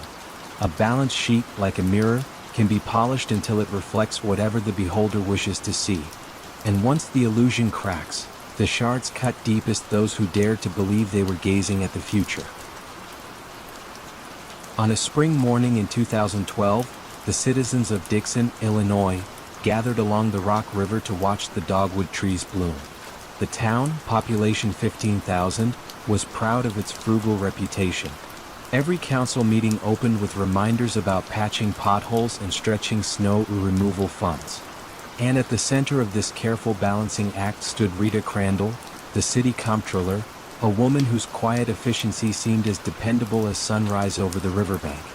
Rita was 59, slight and unfailingly polite. She wore pastel cardigans and spoke in a voice softened by Midwestern courtesy. Residents joked that if you dropped a penny on the sidewalk, Rita would record it in the ledgers before it stopped rolling. She had managed Dixon's books for more than 2 decades, guiding mayors through recessions and floods, always emerging with balanced budgets and a faint, satisfied smile. When she asked for signatures, aldermen signed without reading. When she proposed an investment, they nodded on reflex. Trust in Dixon wore Rita spectacles. Yet 30 miles outside town, past fields of soy and corn, stood Meritage Farms, a sprawling equestrian estate that looked lifted from Kentucky bluegrass country. White-railed paddocks stretched toward the horizon, and barns gleamed cherry red against the sky. Visitors whispered about the price tags. $150,000 broodmares, horse trailers the size of apartments, a mahogany-paneled viewing lounge scented with cedar and sweet feed. At the center of this immaculate world walked the very same Rita, only here she wore tailored riding jackets and spoke the brisk, jargon-laden dialect of competitive quarter-horse breeding. Some locals knew she loved horses, few grasped the scale. Rita has a hobby, they said, imagining a backyard stable. They did not picture auction rings in Texas where bidders waved numbered paddles at six-figure maras, nor did they hear Rita's phone hum with wire transfer alerts from banks as far away as Florida. She traveled often to shows, Ocala, Scottsdale, Fort Worth, returning with ribbons and an ever-growing menagerie. Whenever someone asked how she financed it, she laughed gently. "I invest," she said, offering no details. People assumed a modest inheritance or shrewd stock picks. In small towns, polite assumptions keep the peace. Lisa Madigan, a young clerk in the treasurer's office, first sensed disquiet while reconciling the city's motor fuel tax receipts. The state sent Dixon roughly $300,000 each quarter, yet their own ledgers reflected far less. Lisa flagged the mismatch, believing it a clerical delay. Weeks passed, the difference persisted, and Lisa mentioned it to Mayor Burke during a coffee break chat. The mayor, loyal to Rita, replied, I'm sure she's got it handled. Lisa nodded but quietly kept notes. That winter, the mayor contracted a Chicago accounting firm, Clifton Larson, for an unrelated municipal bond project. One associate, Ryan Marks, requested routine bank statements from the city's primary account. Rita mailed them promptly. Yet Ryan noticed that one statement referenced an unfamiliar account ending in 029. Its header read simply RSED. Assuming a minor fund, he asked Rita for those statements too. She promised to send them after lunch but never did. Curiosity, like a loose thread, can unravel a tapestry. Ryan pulled. The bank confirmed that RSED was indeed a city account, opened in 1990, with sole signing authority granted to Rita Crandall. Its balance exceeded $5 million, astonishing for a town whose entire annual budget barely reached $10 million. Ryan called the mayor, voice low, suggesting an urgent meeting. Inside council chambers, the confrontation was almost gentle. Rita arrived in a powder blue blazer, carrying a leather binder. Ryan presented the numbers. Transfers siphoned from legitimate city accounts into RSCD, then wired to Rita's personal checking or to horse auction houses. Over 22 years, the total exceeded $53 million. The room fell silent long enough for the wall clock to tick 3 full minutes. Finally, Rita sighed, removed her glasses, and said, "I suppose you'll need my keys." The FBI arrived the next morning. Agents photographed file cabinets, downloaded spreadsheets, and followed a paper trail as smooth as freshly laid asphalt. Forged signatures, fictitious invoices, bank slips marked sewer capital, masking wires to equine supply firms. Rita had begun small. 25,000. Here. 30,000. There, testing the waters like a swimmer dipping a toe. When no alarms sounded, she grew bolder. The scheme became routine. Each time state funds arrived, she carved a slice for horses, then adjusted the books to conceal the wound. Dixon's infrastructure crumbled quietly, potholes deepened. A planned riverfront bike path never materialized. Taxpayers grumbled, never suspecting their money grazed in distant pastures. Reporters descended on the sleepy town, microphones poised. Neighbors stared at Rita's modest ranch-style house, bewildered that it sheltered a secret millionaire. In interviews, former mayors expressed hurt. "She ate at our tables," one said, voice trembling. The betrayal felt intimate, a violation not of finance alone but of community. At trial, federal prosecutors outlined the embezzlement with almost clinical calm. They displayed glossy photos of stallions, trailers, jeweled bridles. Jurors gasped at the sums. $725,000. For a single mare named Pizzazzy Lady, $2.1 million in transport fees over 4 years. Rita, in gray prison garb, listened without visible emotion. Her defense offered no elaborate theory, only that she loved horses and lost control. She entered a guilty plea, sparing the town a protracted spectacle. Judge Philip Reinhardt sentenced her to 19 years, calling the crime extraordinary in its duration and magnitude. Dixon received partial restitution through auctions of horses and property, yet the ledger would never fully balance. Roads remained scarred, civic projects sat unfinished, trust was harder to pave than asphalt. On the day Rita left for federal prison, April rain fell over Meritage Farms. Workers loaded prize mares into trailers bound for auction. The paddocks, once bustling, stood empty, their white rails reflecting in shallow puddles. Back in Dixon, Lisa Madigan walked to the riverfront after work. She leaned on the railing, listening to water slip past limestone banks, and wondered how long a town needs to unlearn misplaced faith. She felt no triumph, only a quiet resolve to reread every line, question every assumption, and remember that on the calmest surfaces, currents may still run deep. Lisa turned toward City Hall, lights glowing in the dusk, and took a slow breath. The budget season was coming, and the numbers at last were hers to guard. The glass walls of the Theranos headquarters on Page Mill Road glittered at sunrise, mirroring the sycamore-lined hills that framed Silicon Valley like a promise. Inside, the reception area smelled of jasmine candles and new circuitry, a curated blend meant to suggest both spa and laboratory. Visitors signed non-disclosure agreements on iPads while a looping video displayed a single crimson bead of blood traveling through animated microchannels, the company's red square logo pulsing beneath a soothing piano score. At the top floor, founder Elizabeth Holmes strode barefoot across carpet the color of desert sand, black turtleneck hugging her small frame, blonde hair twisted into a rope. She spoke seldom before 10 a.m. When she did, her voice dropped into a baritone that unsettled new employees but reassured investors. "We're not an iteration," she liked to say, "we're a revolution." The revolution fit neatly on a lab slide. A finger prick, a few microliters, and hundreds of diagnostic results returned in the time it took to order coffee. The promise dazzled retirees fearful of needles, generals dreaming of battlefield triage, and drugstore chains hungry for foot traffic.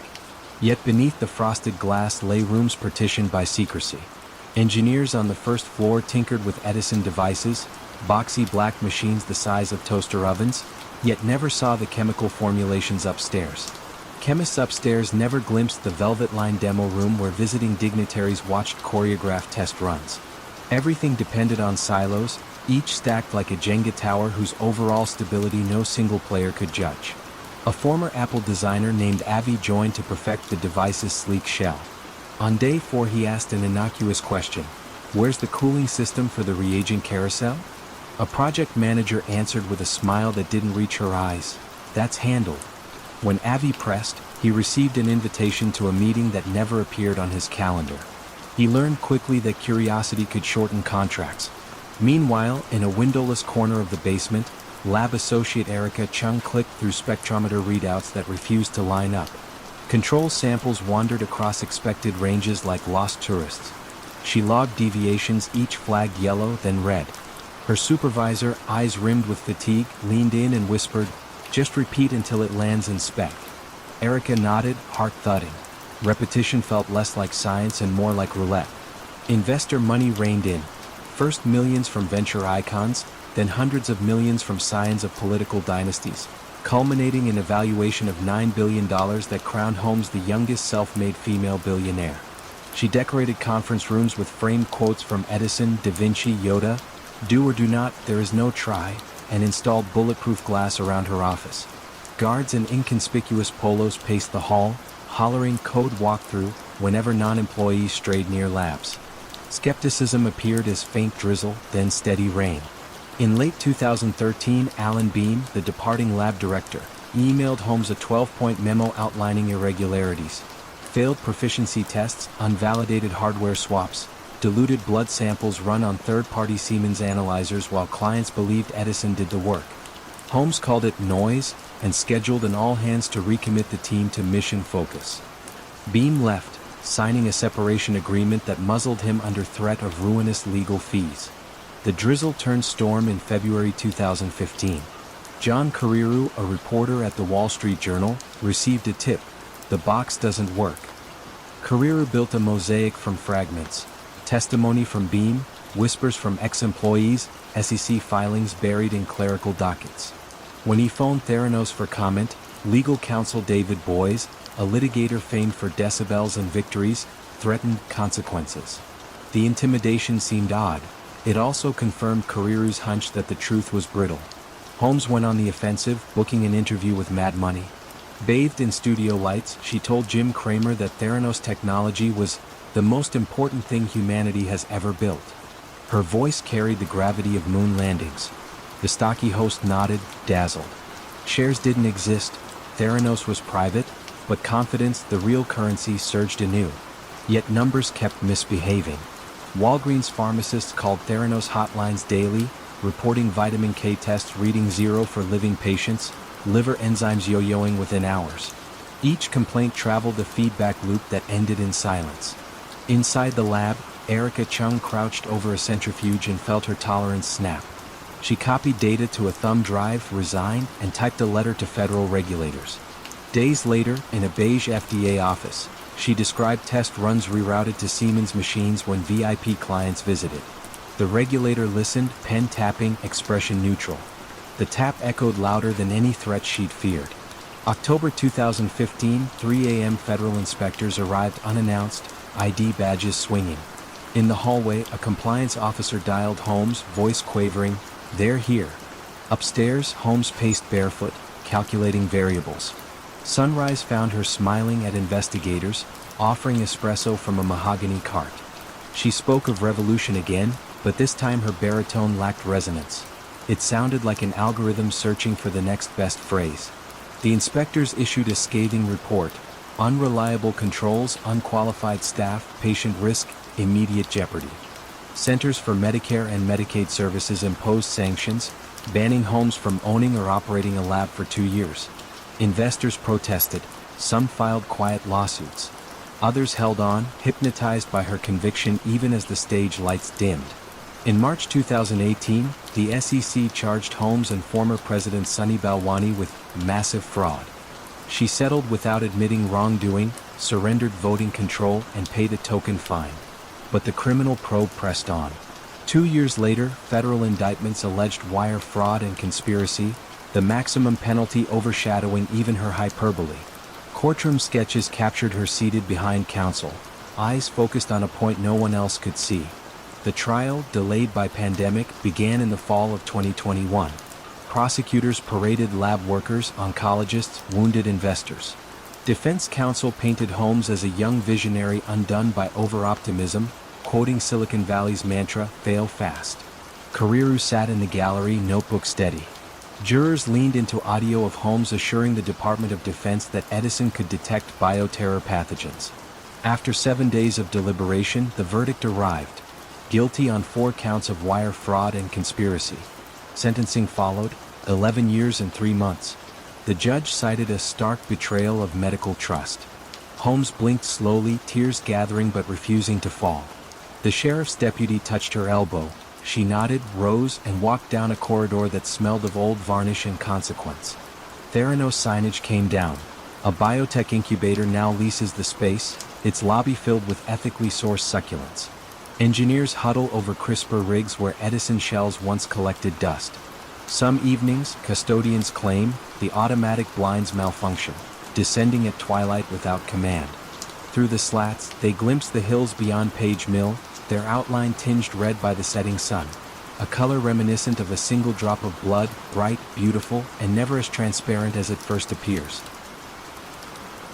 Houston's summer haze clung to the glass facade of 1400 Smith Street, where the blue E of Enron shimmered like a mirage on desert air.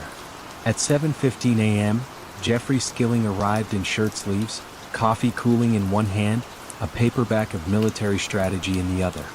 He liked to say the office was his battlefield and volatility the only honest compass. On the 34th floor, young analysts already clustered around dual monitors, parsing electricity prices as if reading omens. They called themselves the smartest guys in the room, half joke and half creed, and Skilling encouraged the legend with a brisk nod before vanishing into his corner suite. Below him, in a windowless enclave that smelled faintly of printer toner and ambition, Chief Financial Officer Andrew Fastow studied the architecture of a fresh, special-purpose entity. The shell companies carried names drawn from Star Wars: Jedi, Chuko, Raptor, because Fastow believed whimsy masked complexity. Each entity bought warehouses full of Enron stock on credit, then sold the imaginary gains back to the parent in time for quarterly reports. The loop turned market risk into revenue, debt into cash, and uncertainty into what Skilling liked to call earnings stability. Ken Lay, Enron's avuncular chairman, floated between these worlds like a stately moon, soothing investors with Midwestern warmth. When skeptics muttered that profit margins looked too sleek for a commodity business, Lay assured them deregulated energy was a new frontier. There would be bumps, yes, but whoever doubted the railroad barons? The comparison struck boards and pension funds as both impolite and irresistible. Money flowed in. Inside the trading pit known as Valhalla, a former academic named Lou Pai prowled the aisles, shirt untucked, tie crooked. He oversaw a unit that bundled long-distance weather futures with broadband capacity swaps. Abstractions stacked on abstractions until even seasoned traders lost the thread. Pai's rule was simple: if you could imagine a contract, you could trade it. Enron's quarterly press releases translated those inventions into tidy growth curves. Nobody outside the building needed to know how surreal the underpinnings had become. yet entropy seeped through the seams. Accountants in Arthur Anderson's Houston branch noticed that partnership footnotes sprawled across pages like ivy, obscuring who owed whom. A junior auditor named Leah Hart drafted a memo questioning why an entity called LJM2 paid Fasto a personal management fee while simultaneously guaranteeing Enron's share price. Her supervisor skimmed the memo, sighed, and filed it away. Anderson's consulting division relied heavily on Enron fees. Rocking the boat felt like mutiny. By autumn 2000, the stock traded above $90, more than 30 times projected earnings. Employees earning five-figure salaries found themselves nominal millionaires on paper, their 401(k)s swollen with company shares. The building's lobby cafe added a sushi bar, the parking garage upgraded to valet. But in the risk management department, analyst Sharon Watkins noticed revenue spikes that coincided too neatly with new entities, as though each freshly minted shell produced identical dividends. She compiled notes, tucked them into a white envelope, and slid it under Ken Lay's door one late September evening. Lay skimmed her warning, then convened a brief meeting with Fasto, who breezily explained the structures as hedges. Lay, ever conflict-averse, chose reassurance over confrontation. The envelope went back into a drawer. Meanwhile, Skilling surprised the board by resigning for personal reasons, pocketing millions in accelerated options and leaving behind a hazy trail of congratulatory emails. The move jarred Wall Street, but not enough to puncture the myth. Across town, reporter Bethany McLean at Fortune magazine dialed analyst numbers, asking a disarmingly simple question: how does Enron make its money? Answers arrived padded with jargon. One fund manager confessed off-record that he could not model the business but trusted the vision. McLean's article, "Is Enron Overpriced?" ran in March 2001. Enron's public relations team dismissed it as small-ball skepticism, yet inside 1400 Smith, a ripple of unease crossed the trading floor. Summer brought rolling blackouts to California, and Enron traders, caught on tape, whooped at each surge. "Burn, baby, burn," one voice crowed when a power plant unexpectedly shut down. The nation's outrage soon turned political, and Senate committees requested data. Fasto's labyrinth of entities, once conveniently invisible, now emitted the odor of cooked books. The market reacted as if the oxygen had vanished. Shares fell 20% in a day, then 40% the following week. Credit rating agencies that had championed Enron as model innovator slashed ratings to near junk, and counterparty faith collapsed like dominoes. Bank credit lines froze. Trading desks refused collateral no one could price. On November 8, a planned merger with Dynegy, an emergency lifeline, dissolved within hours when Dynegy's lawyers opened the books and recoiled. Their badges still unlocked doors, but nobody wanted to remain inside a building whose name had become a punchline. In conference rooms dotted with unplugged speakerphones, HR officers urged staff to diversify retirement accounts, grim advice delivered too late for many. December 2, 2001. Enron filed for Chapter 11, the largest bankruptcy in American history. Outside the courthouse, former secretaries, engineers, and support staff huddled together, staring at severance estimates measured in pennies. Television cameras panned to a protester's homemade sign, "From the smartest guys to the biggest lies." Criminal investigations spread like wildfire. Fasto, confronted with piles of partnership documents and the prospect of a century behind bars, accepted a plea, traded testimony for leniency, and described in clinical calm how he had balanced Enron's earnings on a rickety stool of debt and deception. Skilling, once the swaggering architect, insisted no fraud existed, only market misunderstandings. Lay professed heartbreak, blamed short sellers, and scheduled golf between depositions. The verdicts arrived years later, long after the trading screens went dark. Skilling received 24 years, later reduced. Lay died of a heart attack in Colorado before sentencing was finalized, leaving legal scholars to debate whether fate or justice wrote the final line. Enron's Neon E, salvaged from the rooftop, ended up in a Houston art museum, its glow ironic yet strangely subdued. Lessons were drafted in boardrooms worldwide: transparency, independence, whistleblower hotlines. Yet the human motives remained ancient. ambition disguised as innovation, fear muffled by consensus, greed softened by groupthink. In the quiet aftershock, one could stand on Smith Street at dusk and see only the reflection of passing cars and glass where the logo once blazed. The mirage had lifted, but the heat it left behind still shimmered in the memories of everyone who believed brilliance could replace balance. The towers of La Défense rose like glass wards against the Parisian sky. Shortly after dawn on a Friday in mid-January 2008, a junior trader named Jérôme Kerviel scanned the equity derivative screens on Société Générale's Delta One desk. His badge still read, Assistant Trader, yet the numbers under his cursor, billions in notional futures and swaps, would have impressed a prime minister. He inhaled, flexed his fingers, and nudged another order toward Eurex. The click was soft, almost apologetic, but the position it birthed swelled the bank's hidden exposure to a sum larger than the French defense budget. Kerviel came from Pont-à-l'Abbé, a Breton town of fish markets and stone churches, light years from the grandes écoles that fed Parisian finance. He carried that outsider status the way other men carried heirloom watches, consulting it whenever promotion lists appeared. His superiors, eager for profit yet skittish about risk, had given him narrow authority to hedge client flow. Kerviel interpreted hedging as a stage and secrecy as a spotlight. Each afternoon, after supervisors drifted to strategy meetings, he unwound genuine client trades, then rebuilt them. Same product codes, new directional bets, layering forged emails to suggest offsetting positions in foreign accounts. Compliance software nodded at the phony symmetry and dozed again. Across the floor, risk controller Claire Duddle noticed a quirk. Kerviel's VAR value at risk printout spiked briefly at closing bell, then receded by breakfast as if the night had eaten the danger. She logged a ticket, but her manager, Daniel Sicard, shrugged. End-of-day glitch, he muttered. The phrase joined a small cemetery of overlooked anomalies. Odd timestamps, mirror trades always settling at zero, counterparty IDs that traced back to nowhere. Each flag fell because the trader in question generated steady, low-volatility earnings, perfectly aligned with the bank's year-end bonus pool. The Saturday before Epiphany, Kerviel rode the RER from Versailles to the 8th floor offices, circumventing weekend security with a borrowed pass. He canceled phantom hedges, freeing margin, then stacked new bets on the DAX and Eurostoxx indexes.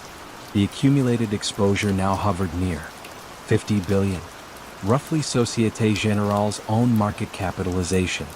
He texted a friend from university, "Big week coming." The friend replied with a champagne emoji. Kerviel pocketed the phone without answering. Markets opened jittery on Monday, rattled by rumors of American subprime contagion. Futures in Frankfurt sagged, and Kerviel's massive bullish book sank with them. By Tuesday night, the hidden loss crept past 1.4 billion.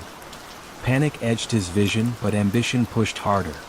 He doubled down, purchasing additional futures as if courage alone could reverse continental sentiment.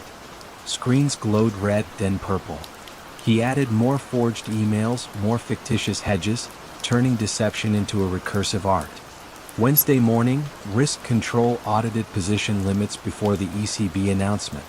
A deviant figure refused to round down. Claire called Daniel.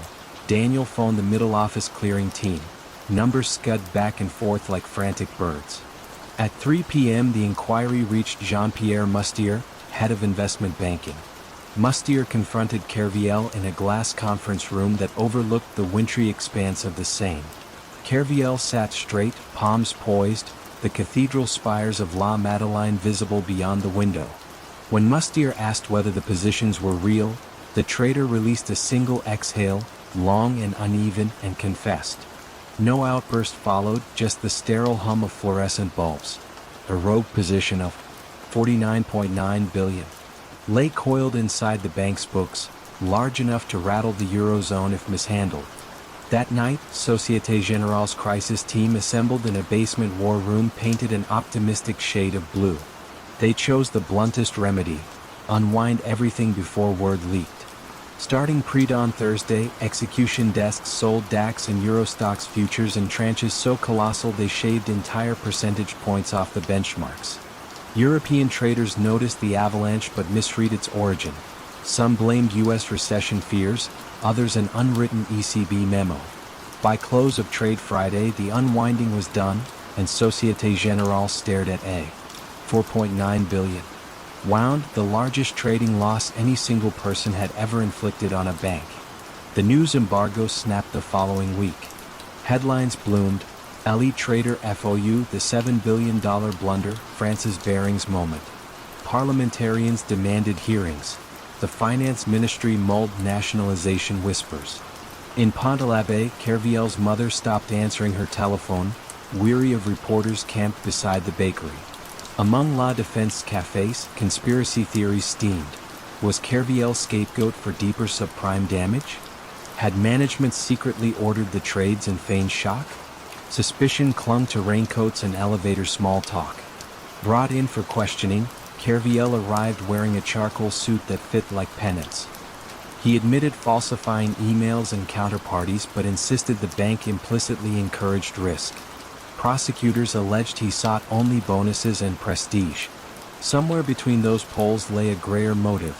A young man determined to prove he could outtrade graduates of HEC and Polytechnique, to flip the class hierarchy that had once seemed permanent. Money mattered, but validation mattered more. The trial in 2010 felt half courtroom, half theater. Expert witnesses diagrammed margin calls on whiteboards. Judges leaned forward, puzzled yet fascinated. Kerviel listened, face calm, hands clasped, as if the narrative unspooling concerned a distant cousin. When sentenced to 5 years, he nodded once. Outside, rain traced silver diagonal lines across camera lenses. Reporters shouted questions about remorse. Kerviel offered a small Gallic shrug, a gesture at once humble and defiant. Société Générale survived, buttressed by emergency capital and the convenient timing of an ECB liquidity wave. The bank recast itself as a champion of enhanced controls, installing biometric logins and behavioral algorithms that flagged traders who typed too fast or too erratically after 6 p.m. Weekly risk huddles now invoked Kerviel's name the way sailors once mentioned shipwrecks. Softly, for caution, not curiosity. Years later, pedestrians crossing the Pont de Berhakim might spot a lean figure strolling against the wind, shoulders squared, gaze drifting toward the water. Recognition seldom sparks. The city forgives through forgetfulness. Yet deep inside trading floors from London to Milan, a trace of his shadow lingers, a reminder that the boundary between hedge and bet, vigilance and vanity, can dissolve with a single unauthorized click. And somewhere in Brittany, when dusk settles over the slate roofs, villagers still recount the tale of the local boy who moved markets and nearly toppled a titan. Proof that ambition, when stirred with resentment and cloaked in forged confidence, can rewrite the ledger of an entire continent before the morning bell even rings. A brittle December wind stalked the canyons of Midtown Manhattan when Bernard L. Madoff stepped from the elevator of the Lipstick Building and paused, as if listening to a private metronome. 48 floors below, Christmas lights blinked in brokerage windows, their colors muffled by tinted glass. Madoff straightened his scarf, drifted toward his trading floor, and greeted clerks with a grandfatherly nod. No one watching that gentle procession could have guessed that, by nightfall, the most trusted name in long-term investing would be escorted away in handcuffs. For nearly half a century, the firm bearing Madoff's name had felt more club than company. Old guard clients from Palm Beach dropped in unannounced, handing over handwritten sheets of desired returns, 10% this year, 12% the next, while Bernie promised the impossible with the mild assurance of a man ordering tea. He had cultivated scarcity like a jeweler hoards flawless stones. New investors were told the fund was closed, then quietly admitted after months of ritual waiting. The resulting aura, part exclusivity, part mystery, hung over the operation like rare perfume. Up on the 17th floor, the investment advisory level few employees ever saw, Madoff's right-hand man, Frank D. Pascali, clicked through Excel prints of imaginary trades. Each line represented a phantom block of blue-chip shares supposedly bought and sold with uncanny precision. The transactions never touched real exchanges. They lived only on dotted matrix printouts, destined for client mailboxes and dinner party show and tell. When De Pascali finished, he filed the sheets in a manila cabinet marked Strategies and turned out the light. The room smelled faintly of toner, ink, and fear. Down in Florida, octogenarian philanthropist Carl Shapiro sat on the veranda of the Palm Beach Country Club sipping Darjeeling. He had known Bernie since the 1960s, had watched the younger man build a new class of electronic market making, and now entrusted him with hundreds of millions. Shapiro liked to say he slept better knowing Bernie's machines traded while he dreamed. If sleeplessness had begun to nibble at the edges of those dreams, Shapiro blamed age, not fraud. Back in New York, a single voice tried to break the spell. Harry Markopolos, a quiet quant from Boston, had reverse-engineered Madoff's alleged split-strike conversion strategy and found the math cruelly impossible. For 9 years he fed the Securities and Exchange Commission thick binders of warnings. Each binder ended in the same bureaucratic cul-de-sac. Too much prestige, too little proof, a reluctant shrug. Madoff's sponsors sat on the regulatory board itself. Conflict felt less like scandal than background hum. The real money, though, flowed from Europe. The Luxembourg Fund of Funds managers courted old Catalan textile families, then wired their fortunes across the Atlantic in discreet tranches.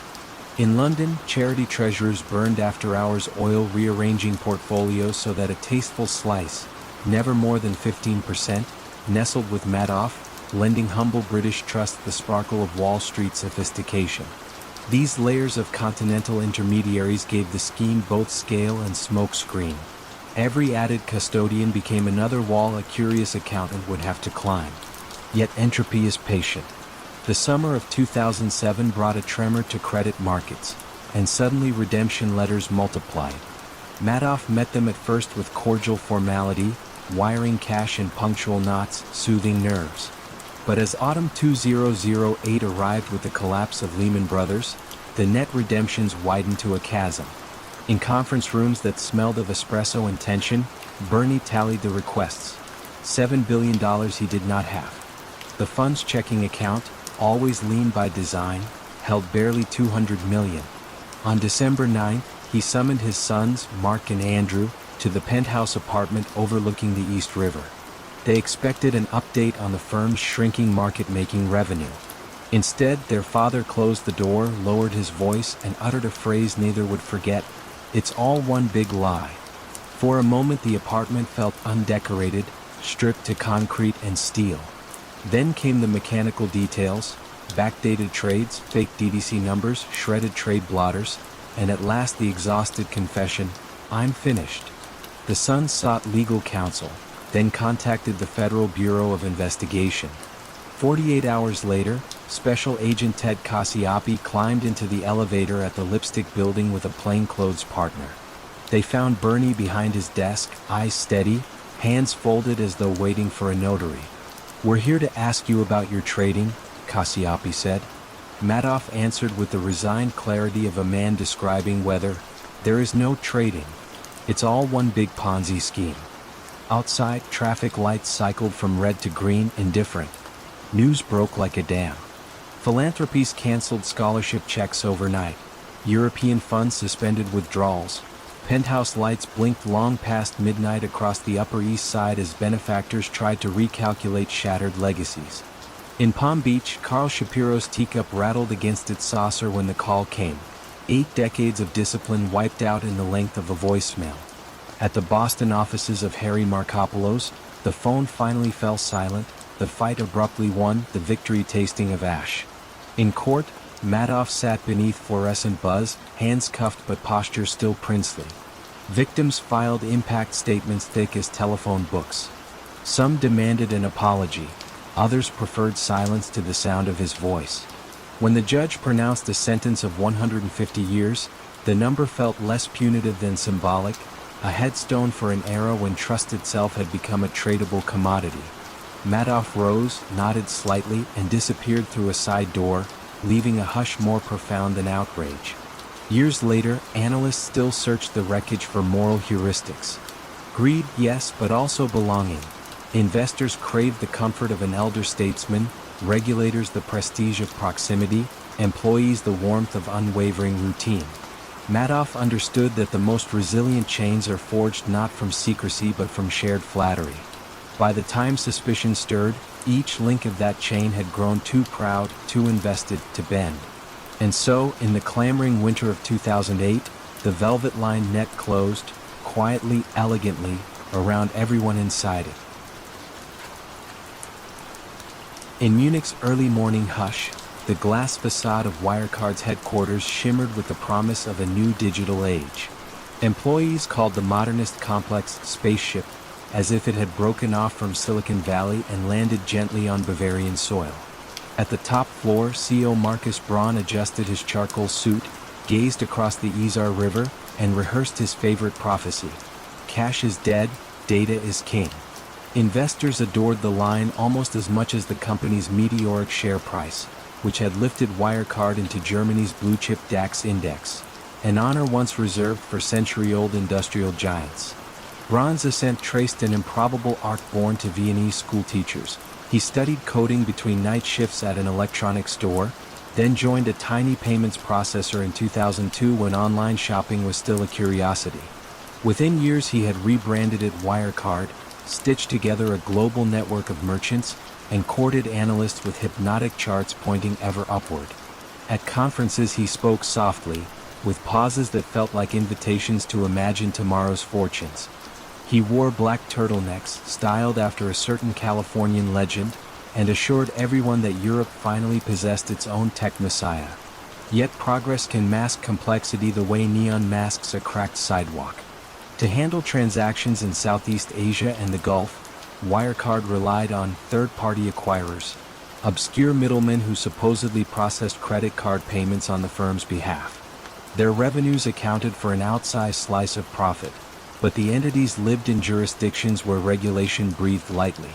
When skeptical analysts requested audited statements, investor relations staff produced slick decks instead, filled with futuristic buzzwords: tokenization, omni-channel, frictionless flow.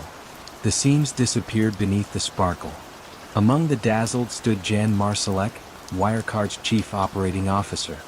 Tall, urbane, fluent in Russian and Mandarin, he cultivated the air of a cosmopolitan fixer. Rumors swirled that he traveled with multiple passports and once helicoptered to Libya for a private security demonstration. He assured colleagues that regulators, auditors, even foreign intelligence services respected his discretion. Staff half-joked that if Marcus Braun was the brain, Marsalek was the invisible hand. In April 2018, a lone journalist at the Financial Times, Dan McCrum, received an encrypted email from Manila. The sender claimed to have proof that Wirecard's Asian business was an illusion: forged contracts, duplicated invoices, backdated receipts. McCrum had chased corporate mirages before, but Germany's proud tech champion seemed an unlikely mirage. Still, he booked a flight, trading London drizzle for Manila humidity. In a windowless office above a karaoke bar, he met a nervous accountant clutching photocopies stamped with Wirecard logos slightly askew. The numbers told a strange story: merchant IDs repeating across supposedly unrelated clients, fees calculated out to the fourth decimal place. Too perfect, too symmetrical. McCrum's first article landed like a pebble in a fountain. Mild ripples, then silence. Braun dismissed it as false, misleading, defamatory, hinting at short-seller conspiracies. Wirecard hired private detectives to shadow the reporter's sources. One whistleblower found a SUV idling outside her condominium every night for a month. Investors, calmed by Braun's serene interviews on Deutsche Welle, sent the stock climbing again. In a televised panel, he smiled gently and said, "We focus on innovation, not noise. But noise, when repeated, can become music." Over the next year, McCrum published more pieces. Internal emails discussing round-tripping of funds, spreadsheets where revenue grew in neat diagonals, like a child's multiplication table. KPMG, brought in for an independent review, struggled to verify whether 1.9 billion euros, nearly a quarter of Wirecard's balance sheet, actually sat in Philippine trust accounts. Each time auditors requested confirmation, local bankers postponed meetings or faxed blurry statements. Marsalek assured them cultural misunderstandings were to blame. "Island time," he quipped with a grin. By June 2020, the dam buckled. Ernst & Young refused to sign Wirecard's annual report, citing the missing 1.9 billion euros. The figure was more than a gap. It was a chasm threatening to swallow years of credibility. Braun convened an emergency call at 3 a.m., voice thin, instructing deputies to locate the funds by dawn. Marsalek phoned Manila repeatedly, then vanished from the video conference, his camera blinking out like a dying star. On June 18, Braun walked into a press briefing under fluorescent lights that flattened every contour of his carefully curated mystique. He admitted the cash may not exist. Reporters sat stunned. One dropped a pen that clattered across the tiles, the sound echoing like a verdict. Wirecard's share price crashed 70% in 2 hours. Pension funds across Europe watched decades of patient savings evaporate before lunch break. 3 days later, Braun surrendered to Munich police, expression blank, as if still processing a bug in the code of reality. Marsalek, however, boarded a private jet from Klagenfurt, Austria, under a borrowed identity. Flight records ended in Minsk. From there, whispers placed him at a dacha outside Moscow, guarded by men who never removed sunglasses even at dusk. Back in Munich, administrators rifled through server rooms that smelled of dust and ozone. They found hard drives encrypted with phrases from Doom. They found marketing posters celebrating trust at scale. They did not find 1.9 billion euros. Wirecard collapsed into insolvency, the first DAX company ever to do so, leaving 5,000 employees adrift and regulators red-faced. The German financial watchdog, BaFin, admitted it had spent more time investigating short sellers than inspecting Wirecard's books. During court hearings, Braun spoke softly of unfortunate dependencies and actions taken without his knowledge. Prosecutors displayed emails where he thanked Marsalek for maintaining the Asian narrative. Today, the spaceship building stands half-lit, its lobby ferns browning under neglected LEDs. Tour guides of Munich's tech district sometimes pause outside, telling visitors how Europe's brightest star winked out overnight. They mention a line auditors now quote like scripture: "If you cannot touch the cash, assume it is smoke." Some evenings, Dan McCrum looks at the skyline from his London flat, the twilight reflecting off shard glass, and wonders where Marsalek hides. Perhaps the fugitive still pitches grand ideas to shadowy patrons, selling illusions woven from confidence and void. For in the realm of digital finance, trust is both the currency and the con. The lesson lingers in Bavaria's crisp air. Numbers, however polished, derive their power from belief. And when a handful of men learn to counterfeit belief itself, even the most advanced spaceship can drift, unmanned, into darkness. Wall Street at dawn feels almost reverent. The cavernous streets echo with distant horns, and the mirrored exteriors of the towers blush pink before the trading day roars to life. High above Broad Street, on the 19th floor of the Galleon Group's headquarters, Raj Rajaratnam leaned back in a leather chair and watched the city unspool beneath him. He was not tall, but he filled a room with kinetic calm, the assurance of a man who turned money into more money almost by instinct. From Bangalore to MIT to the richest zip code in America, his had been a story of pure ascent. Now, in autumn 2007, he managed a $7 billion hedge fund empire and liked to remind visitors that he listened to markets the way others listen to jazz. He also listened to people, restless scientists at chip makers, junior bankers hungry for promotion, executives flirting with the idea of betrayal. To them he offered precisely calibrated gifts: an introduction, a seat at a Knicks game, an envelope that whispered when set upon a desk. His staff called the network the mosaic. Each tiny shard of non-public truth, he said, formed a larger picture of where a stock would sprint next. The trades appeared prophetic. 1 week before a Silicon Valley firm unveiled record earnings, Galleon bought millions of shares. Hours before a pharmaceutical trial failed, the fund unloaded its position and quietly shorted the stock. Performance fees ballooned. Investors begged for allocation. To Raj, results were the measure of virtue. Legal, illegal, it's all noise, he once muttered to a trader after the closing bell. We play to win. Across the East River, in a drab Brooklyn office, Special Agent B.J. Kong sifted through phone logs obtained by subpoena. Kong had grown up in South Korea, where reverence for education ran deep. Now he pursued white-collar crime with the zeal of someone who still believed rules mattered. For months he traced odd bursts of trading volume that preceded earnings announcements. Again and again the trail curved back to Galleon. The pattern hinted at advanced knowledge, but patterns do not testify in court. Kong needed voices. By chance, a minor player cracked first. Room temperature coffee, 3 sleepless nights, and a reminder that perjury carried real time persuaded an anxious consultant named Anil to wear a wire. The next morning he met Raj for breakfast at the Four Seasons, a sanctuary of hushed chandeliers and starched linen. Anil's heart jackhammered under his suit as he slid into the booth, the microphone taped behind his tie knot. Raj greeted him with easy smile and mango juice. They spoke in soft Tamil about family weddings, then pivoted toward Intel's upcoming quarter. Anil whispered the revenue number, 3 billion, up 9%, leaked from a cousin in finance. Raj nodded, eyes half closed, savoring the information like a sommelier breathing a rare Cabernet. Later that morning Galleon snapped up call options worth $20 million. The recording landed on Agent Kang's desk with a satisfying thud. Now he had more than circumstantial ripples in the market. He had words, tone, intent. Still he wanted a lattice, not a twig. Over the next year he wired half a dozen insiders, an IBM salesman, a McKinsey partner, even a Wharton grad buried in Dell's investor relations team. One by one they met Raj in back booths of midtown sushi bars, on park benches overlooking the Hudson, in rental cars stalled on suburban cul-de-sacs. Each time they whispered numbers, shipment delays, boardroom quarrels. Each time Raj murmured thanks and later moved millions like a pianist moving scales. Inside Galleon the culture grew feverish. Analysts traded gossip the way athletes trade protein shakes, each desperate to feed the chief a tidbit that would light his eyes. Compliance memos, when they arrived, were treated as ritual theater.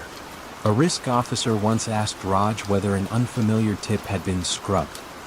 He chuckled, "Soap is for the dirty, my friend." By 2009 the financial crisis had gutted lesser funds, but Galleon posted double-digit returns. Raj hosted charity galas at Cipriani, spoke of immigrant grit, and donated laptops to inner-city schools. Yet a whisper of unease threaded through his evenings. He found himself studying faces. The junior trader who met his gaze a little too long, the receptionist who paused before patching through a call. Trust, so easy to demand, so hard to grant. Then at 6:15 a.m. on an October Friday, a fist hammered Raj's suburban door in Greenwich, Connecticut. Federal agents swarmed past manicured hedges, their breath fogging in the dawn. Kong stepped forward, badge out, voice steady. "Raj Rajaratnam, you are under arrest for securities fraud and conspiracy." The hedge fund titan appeared almost bemused. He reached for a blazer, smoothed his salt and pepper hair, and walked into the brisk air as shutters clicked and a neighbor's dog barked in confusion. News ricocheted through trading floors before the opening bell. CNBC anchors stuttered. Investors yanked $1 billion from Galleon in a single afternoon. In court, prosecutors played hours of recorded calls. Jurors heard Raj coaching a tipster, "Give me something I can sink my teeth into." They heard him assure a nervous mole, "This conversation never happened." The defense painted him as merely well-connected, just listening to market chatter, but the cadence of confidence had curdled into evidence. After 7 weeks, the verdict rang, guilty on all counts. Sentenced to 11 years, Raj entered the Federal Medical Center in Massachusetts with the deliberate gait of someone refusing to bend.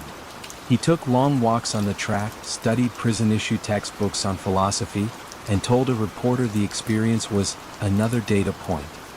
Meanwhile, Agent Kong accepted a plaque from the U.S. Attorney, then moved on to the next case. The city's appetite for deception never rests. Years later, the towers of Wall Street still glitter at sunrise, but compliance officers now scan emails with algorithms tuned to odd verbs and sudden goodwill. Hedge fund managers think twice before answering unmarked calls. Yet the game persists, quieter, more encrypted. Somewhere a trader leans close, lowering his voice, convinced he has outsmarted history. The lesson hangs like fog in the glass canyon.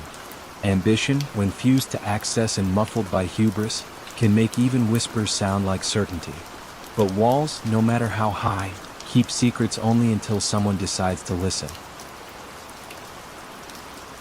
Callisto Tanzi liked to say that milk was the most honest liquid on earth, white as a clean ledger. From a cramped Parma storefront he built Parmalat into a global empire. Cartons stamped with sun-yellow daisies filled supermarket coolers from Lisbon to Buenos Aires. By the late 1990s the company's blue logo felt as Italian as opera or olive oil. Children learned to write their names on its giveaway calendars. Pensioners bought its bonds, convinced they were investing in breakfast itself. All the while Tanzi moved through airports trailed by admirers who whispered that he had married provincial virtue to modern finance. Yet honesty, like milk, spoils when left too long in warm rooms. Elisa Moretti, a junior treasurer stationed in Parmalat's glass headquarters outside Milan, first caught the sour note on a rainy Tuesday.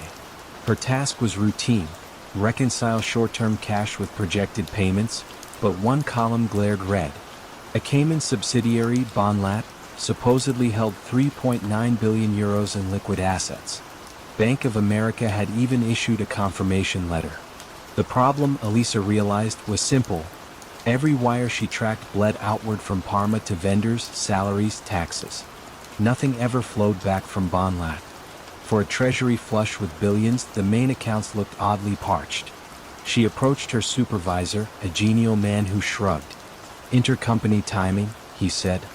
"The money comes home at quarter end." Elisa nodded, yet saved screenshots to a personal folder. She had been raised on a dairy farm. Faint smells changed her world. This one lingered. Above them Tanzi presided with folksy calm, quoting Dante during board meetings and gifting journalists boxes of chocolate milk. He preferred loyalty to brilliance.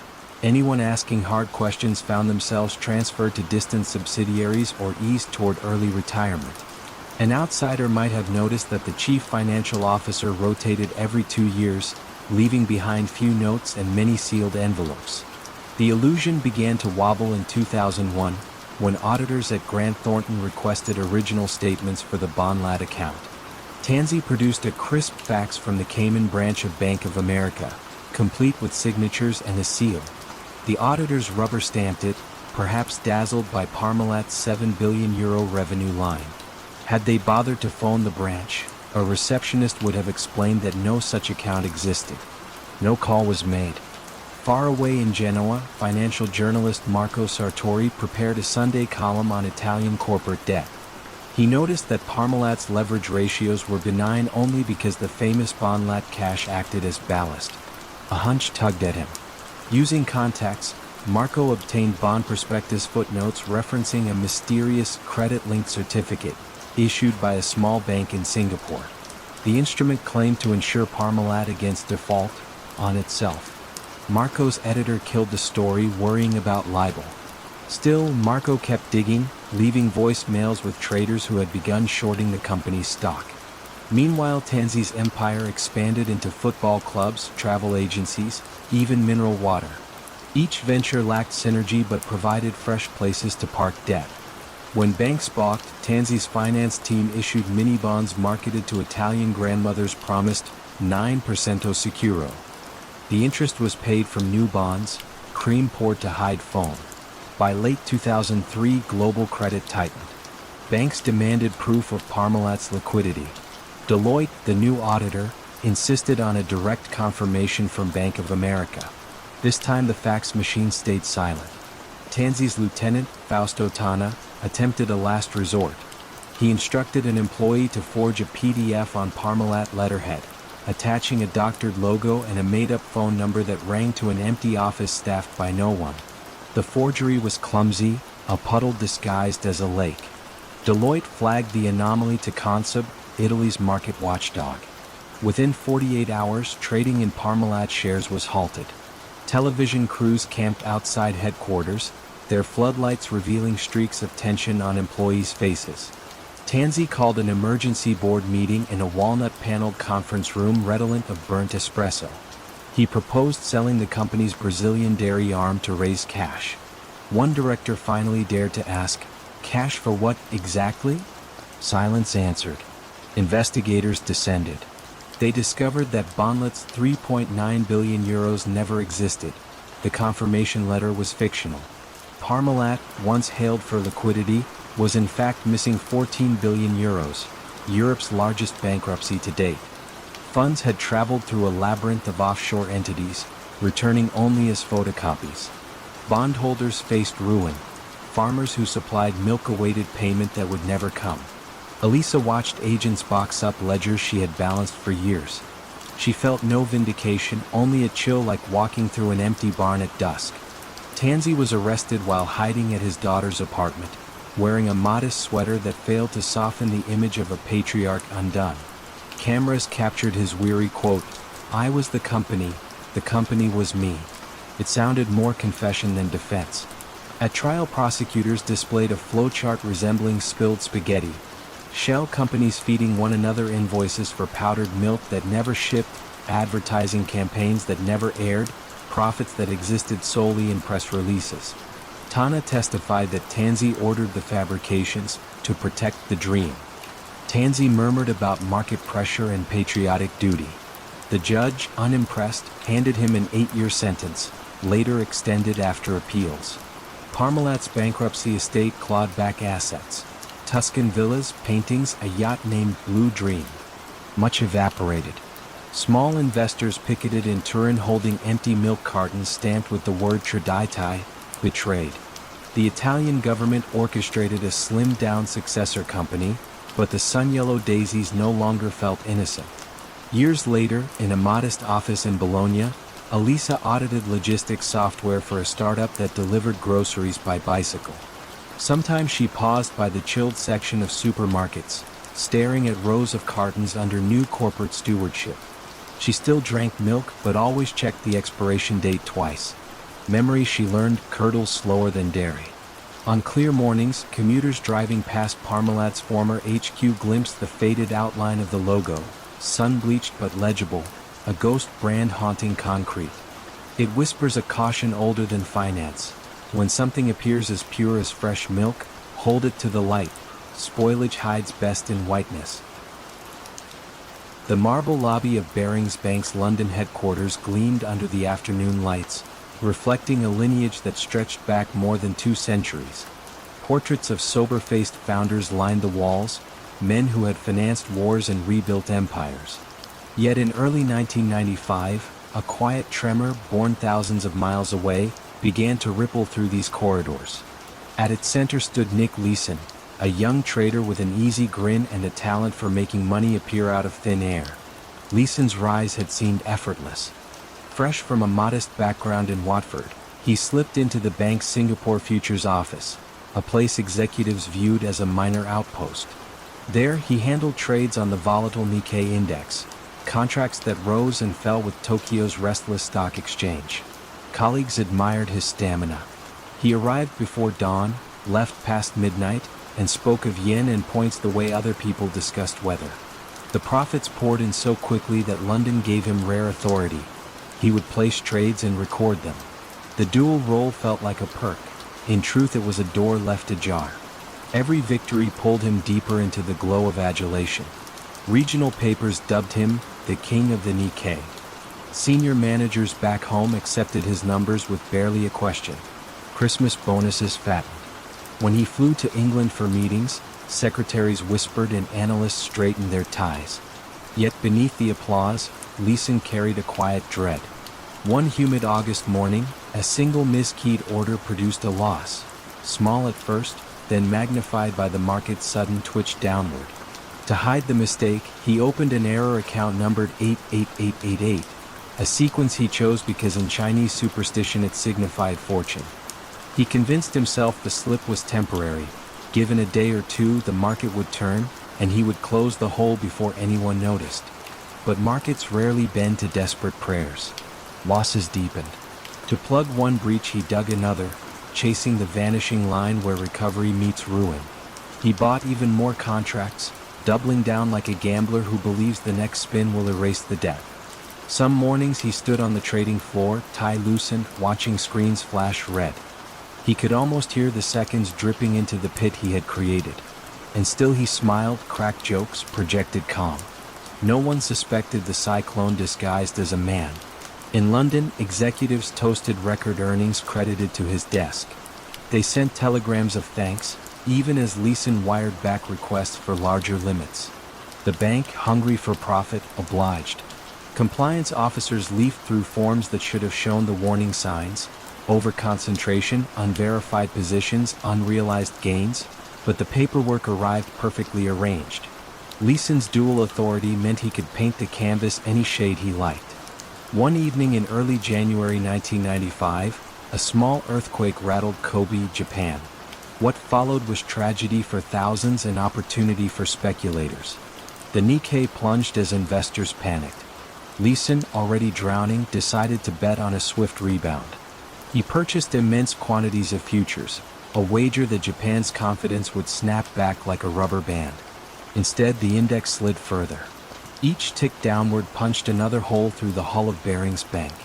Back in London, an internal auditor finally raised a question about the mysterious 88,888 account. The response came wrapped in jargon and reassurances, just routine error clearing. Weeks passed. The auditor pushed again. This time papers arrived late, pages missing, signatures smudged. Something at last smelled wrong.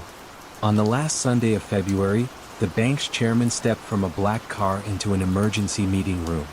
Overnight faxes from Singapore showed a bottomless deficit, a figure so large it looked unreal. £827 million, more than twice the bank's trading capital. Phones rang in staccato bursts. Senior partners, many named Baring by blood, stared at the numbers as if letters of exile. Centuries of reputation evaporated between heartbeats. In Singapore, Leeson left a note on his desk. "I'm sorry."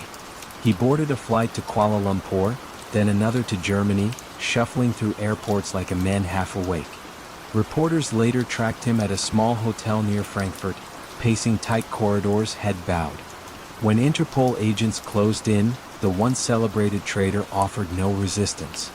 His voice, formerly buoyant, now floated barely above a whisper. He was 28 years old and carried the downfall of the Queen's oldest merchant bank in his duffel bag. Back home, clerks watched removal men wheel archives out of Baring's stately rooms. NG, a Dutch group, bought the remains for the ceremonial price of £1. For employees, shock mingled with disbelief. Some had spent entire careers within those walls, convinced the institution could outlast regimes and recessions. Yet a single trader's secret losses, concealed in 5/8, proved mightier than history. During trial, prosecutors painted Leeson as reckless, an architect of ruin. The defense spoke of systemic weakness, blind faith, and managers seduced by easy profit. The truth lay in the tension between both stories. Ambition met negligence, and trust fell silent in the gap. Inside Changi prison, humidity pressed like a second uniform against his skin. Nights were long, lit by the faint hum of distant traffic. Leeson began teaching math to fellow inmates, scrawling fractions on chalk-pocked walls. Each lesson felt like penance, numbers tamed instead of unleashed. Outside, financial regulators rewrote rulebooks, demanding separation between those who risk and those who report. New controls sprouted across trading floors worldwide, thin safety rails inspired by a collapse few believed possible. Years later, released in grain, Leeson walked through London unnoticed. The city had sprouted glass towers where traders shouted into wireless headsets. He sometimes paused by the Thames, watching its unhurried current. The river had witnessed plagues, fires, coronations, and now the echo of his own missteps. He understood at last that markets may forgive, but memory keeps quiet ledgers of every hidden error. What remained was the lesson. Unchecked ambition can bloom into catastrophe with the silence of dusk settling over water. In the empty space where oversight should reside, a single person, armed with charm and access, can tilt an empire off its axis. And so the marble lobby of Baring stands only in photographs, a warning etched in the soft hush of the financial world, proof that even the oldest pillars can fall, not with a bang, but with the quiet keystroke of a solitary man. Snowflakes floated past the clock tower of Munich's old city hall, drifting like patient secrets toward the Isar River. In a modern glass cube 2 kilometers away, Alpenpay AG projected a different kind of purity, contactless payments made effortless. Staff called the lobby's white atrium the Crystal Heart, a space where imitation birch trees shimmered under LED skylights. Every quarter, CFO Lena Vogel stood beneath those lights to announce record revenues, her Bavarian lilt soothing investors on live streams from Frankfurt to Singapore. Alpenpay's hook was simple. It processed online transactions for small retailers shut out by the giants. Lena, a one-time Deloitte star, insisted the firm could clear payments in 60 nations while settling currency risk in milliseconds. Analysts who questioned the miracle found their inboxes filled with glossy infographics and invitations to Oktoberfest-themed demos. By 2019, Alpenpay's valuation topped 24 billion euros, more than some German car makers, despite critics muttering that its audited cash seemed to migrate between subsidiaries like a tourist chasing sunlight. Among the skeptics was Tomas Ruby, a Czech forensic accountant seconded to the firm's outside auditor, Waldheim and Company. Tomas preferred numbers to beer halls, and he viewed Lena's footnotes the way an art restorer studies overpainted canvases. One footnote puzzled him. Alpenpay's Asian division reported 1.9 billion euros in annual revenue despite only a handful of full-time employees and no German banking license. The revenue was confirmed, Lena said, by escrow statements from a Singapore trustee named Sage Meridian Limited, a name that appeared nowhere else in global registries. Tomas flew to Singapore during Chinese New Year, streets blooming with lanterns. At the trustee's listed address he found a locked mailbox in a co-working space. The receptionist shrugged, "We just forward envelopes." He photographed the plaque, forwarding it to his senior partner with a 2-line caption, "No desk, no staff, 1.9 billion euros revenue." The partner replied, "Confirm again, then let it go."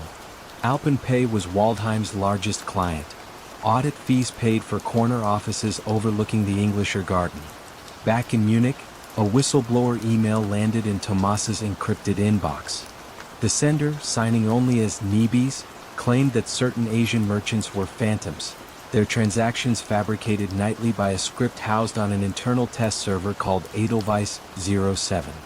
Check the log files after 2 o'clock Central European Time, Nebis wrote. You'll see packet storms that vanish by dawn. Tomas waited until the next audit window and requested raw server logs. Lena's team complied, sort of. The files arrived zipped, hashed, and conspicuously missing data between 1:45 and 3:15 each day. When Tomas asked about the gap, IT replied, routine maintenance. The missing hours chilled him more than any data could. He considered escalating to Germany's Financial Crimes Unit, BaFin, but whistleblowers' careers often ended on quiet lists no resume could erase.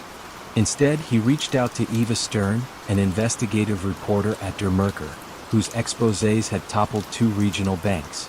They met in a deserted beer garden at dusk, benches dusted with snow. Tomas handed her a USB stick and murmured, "If I disappear, publish everything."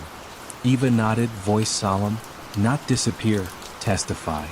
Meanwhile, Alpenpay prepared for its biggest triumph, inclusion in the DAX 30 index, a badge of national pride. Lena practiced her acceptance speech, perfecting a line about bringing German precision to global e-commerce. She never questioned the data feeds scrolling across her tablet. They were gospel she herself had written. Eva worked in secrecy, corroborating Nebis' claims with merchant databases, IP tracers, and midnight calls to supposed shop owners in Manila who had never heard of Alpenpay. Her draft article read like a thriller, but editors hesitated. Libel laws loomed large. They demanded a smoking ledger. That ledger surfaced unexpectedly.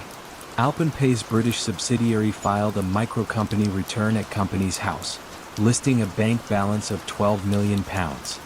Lena had boasted of £1.4 billion in that very account during her latest webcast. A decimal misplaced? Hardly. The mismatch proved Alpenpay's cash was either missing or had never existed. Eva shared the filing with Tomas, whose pulse hammered in his temples. One document from a sleepy registrar had undercut a 4-year fairy tale. Publication could not wait. Der Merkur ran the headline at dawn. Phantom payments? Alpen pays Asian revenues under the microscope. Shares plunged 32% before the bell. Lena assembled a war room, branding the report amateur speculation. But banks started freezing settlement lines. Hedge funds smelt blood. Short positions ballooned. BaFin announced a probe. Lena's face appeared on evening news beside the word betrug, fraud. Waldheim and Company tried to salvage credibility, dispatching a crisis team to verify the Singapore cash. They found empty servers, dormant accounts, and an email trail linking Edelweiss 07 to Lena's deputy, Marcus Rabe. Under pressure, Marcus confessed. He had scripted dummy transactions to meet revenue targets, allegedly under Lena's verbal direction. Lena denied everything, yet messages recovered from her Signal backups showed heart emoji acknowledgements when Marcus reported, "Tonight's batch uplifts us above guidance." Armed officers arrested both in pre-dawn raids. Cameras captured Lena in a gray hoodie, no trace of Bavarian lilt as she muttered to her lawyer. Alpenpay filed for insolvency within a week. 6,000 employees faced a Christmas without pay. At the collapsed Crystal Heart, birch trees wilted for lack of maintenance, their leaves curling like confidential documents too long under heat. Tomas testified before Parliament's Finance Committee, voice measured but resolute. A deputy grilled him, "Why didn't you whistle-blow sooner?" He answered, "Because frameworks protect numbers better than people." The room fell quiet. Eva won journalism awards but admitted unease whenever she passed Alpenpay's shuttered HQ, its mirrored facade reflecting a city that prides itself on order. Lena received 8 years for market manipulation and accounting fraud. Marcus 6. Neither sentence restored pensions vaporized by phantom profits. Munich moved on, beer flowed, snow melted, but the skyline retained a cautionary glint. In auditor classrooms, instructors cite Alpenpay when teaching confirmation bias, reminding students that in finance, as in snowfall, silence can blanket deception until footsteps finally disturb the white. Sunlight poured over the rolling hills between Siena and Montalcino, gilding endless rows of Sangiovese vines. At their center stood Tenuta di Castelloro, a 15th-century stone villa reborn as the headquarters of Italy's fastest-growing wine consortium. Tour buses lingered at its gates, influencers posed beside cypress trees, and critics compared the flagship Brunello to liquid velvet. Every label bore the motto Fide nella terra, faith in the land. No visitor imagined how fiercely that faith would be tested. The architect of Castelloro's meteoric rise was Gabriele Altieri, chief financial officer and master of unobtrusive charm. Where the flamboyant owner, Countess Bianca Ruzzi, dazzled journalists with tasting notes, Gabriele managed spreadsheets, supply contracts, and quiet promises to banks in Florence. He spoke gently, dressed conservatively, and kept a silver fountain pen tucked like a talisman in his breast pocket. To the vineyard staff he was il commercialista, a necessary but harmless steward whose domain ended at the cellar door. In the summer of 2017, Bianca unveiled an ambitious expansion plan: acquire 3 neighboring estates, double production, and build a boutique hotel overlooking the vines. Gabriele assured investors that financing was totally under control. The first tranche, Euro 28 million, arrived from a Milanese private equity firm eager to uncork global distribution.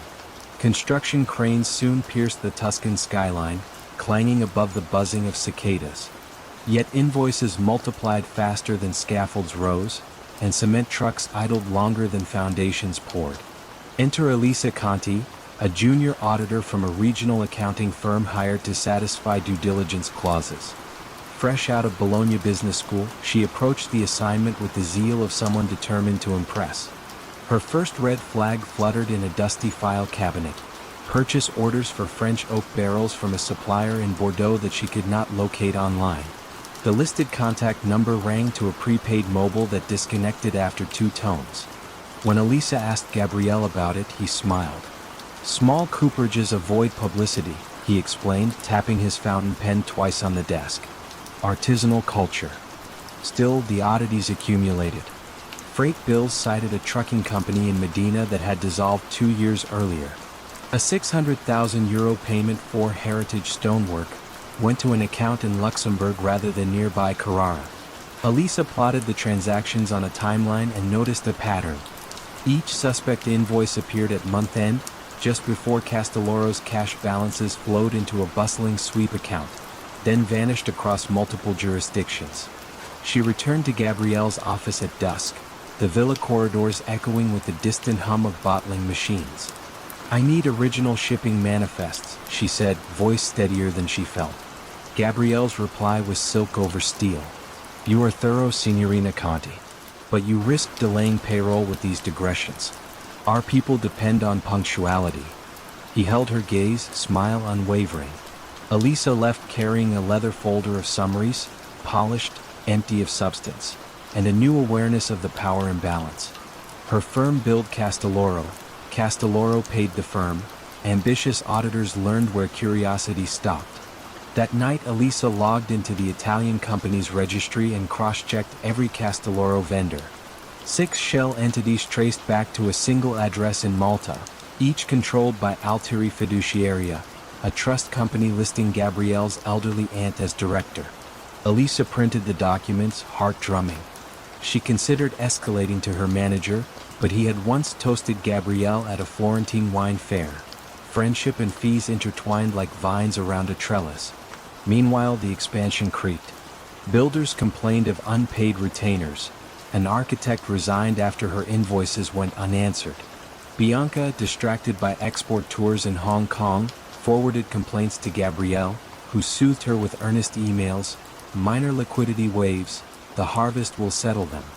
He diverted €4 million from a grape futures hedge to cover interest on a bridge loan, recording the transfer as equipment upgrade. The ledger balanced if one ignored the widening hole beneath. In early October, a violent hailstorm shredded swaths of fruit, slashing production forecasts. Insurance would cover only half the loss, and Castelloro's creditors wanted updated numbers within 10 days. Gabrielle faced a wall of liabilities that no fountain pen could massage.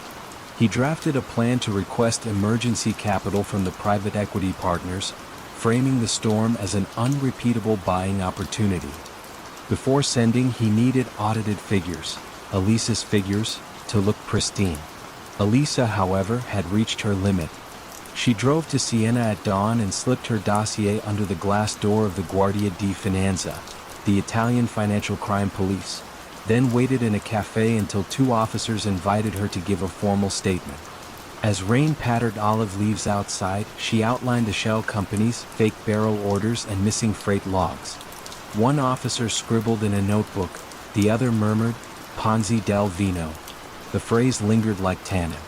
Investigators descended quietly, posing as tourism officials inspecting export permits. They cloned server drives, photographed ledgers, and discovered that over 3 years Gabrielle had siphoned €18 million through the Maltese shells, channeling funds into a Monaco condo, a vintage car collection, and speculative cryptocurrency accounts now half vaporized.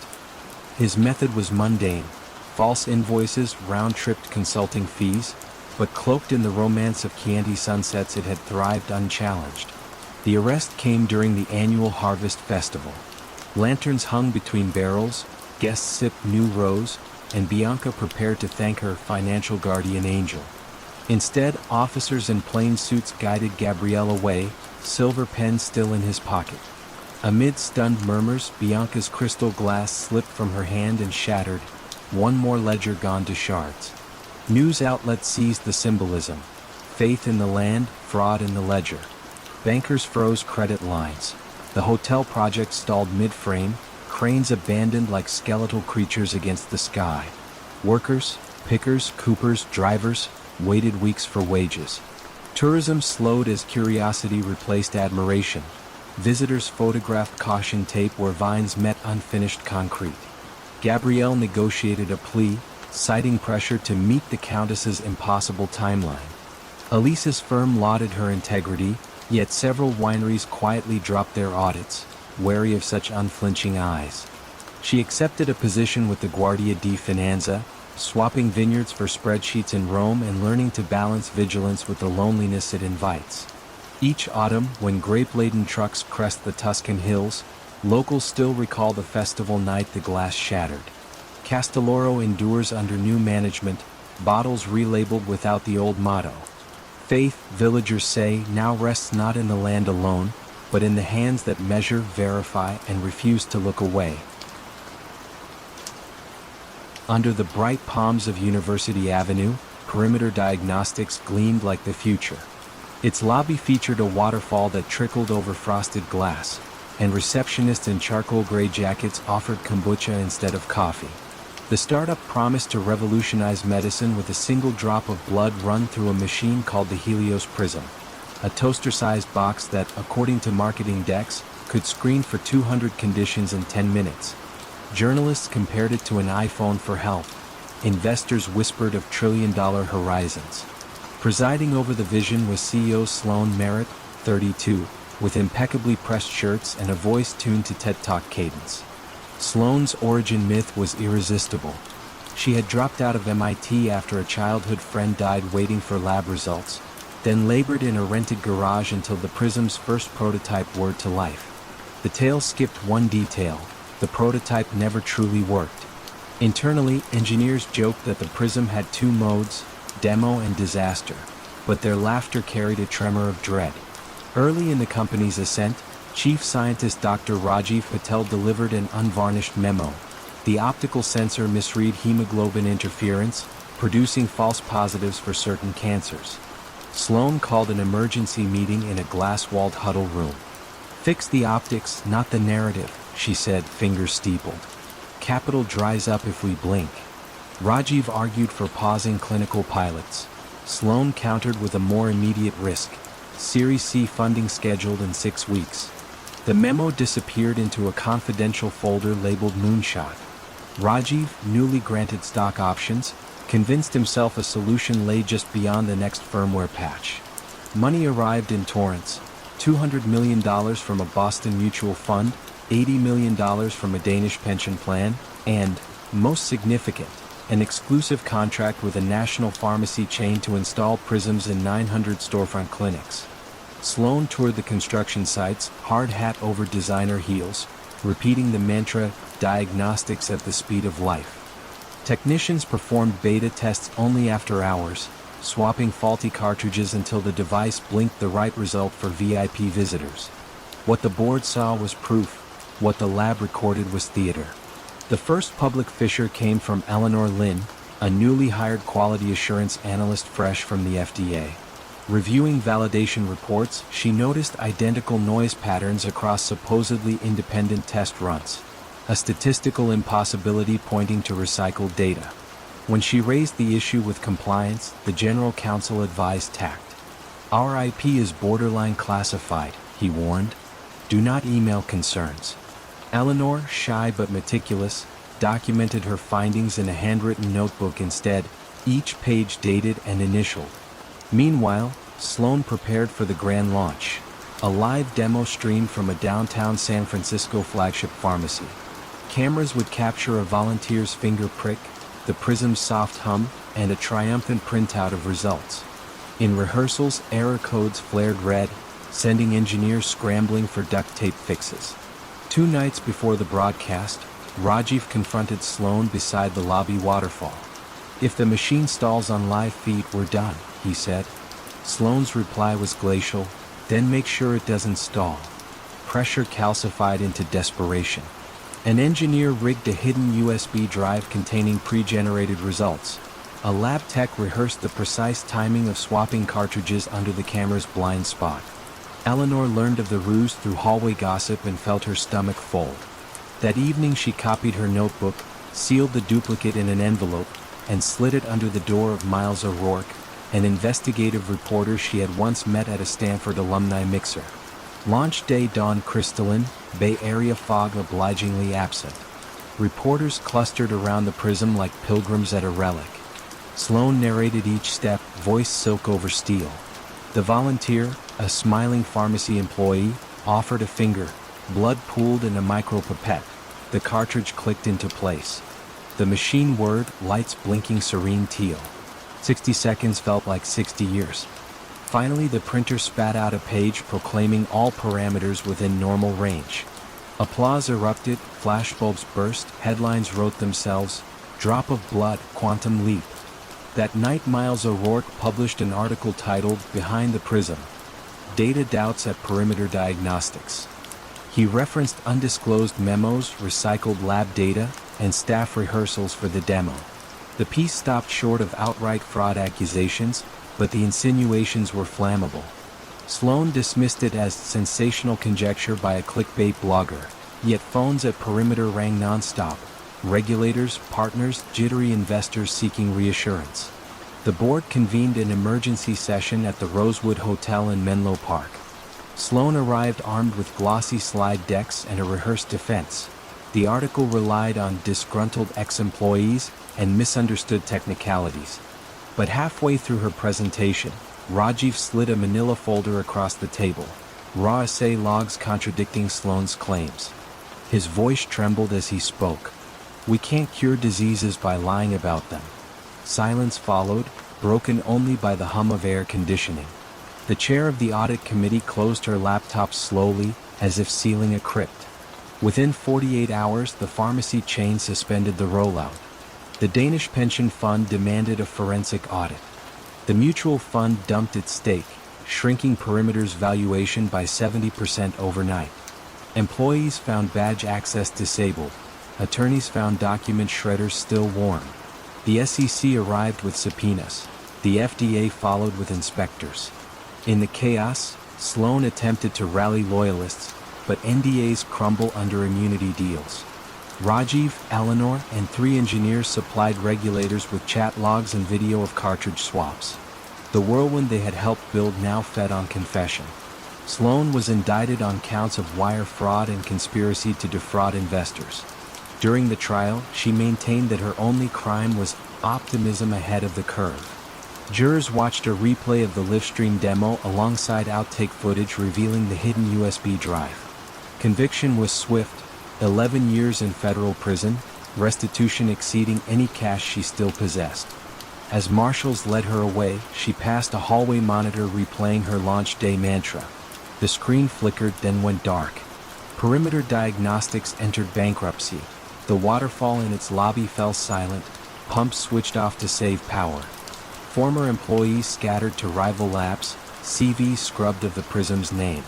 Eleanor joined the FDA as an investigator. At night, the empty headquarters reflects the Palo Alto moon, its glass panes mirroring a caution no billboard can convey. In the rush to disrupt, truth is the first valve engineers override, and the last syllable investors hear before silence.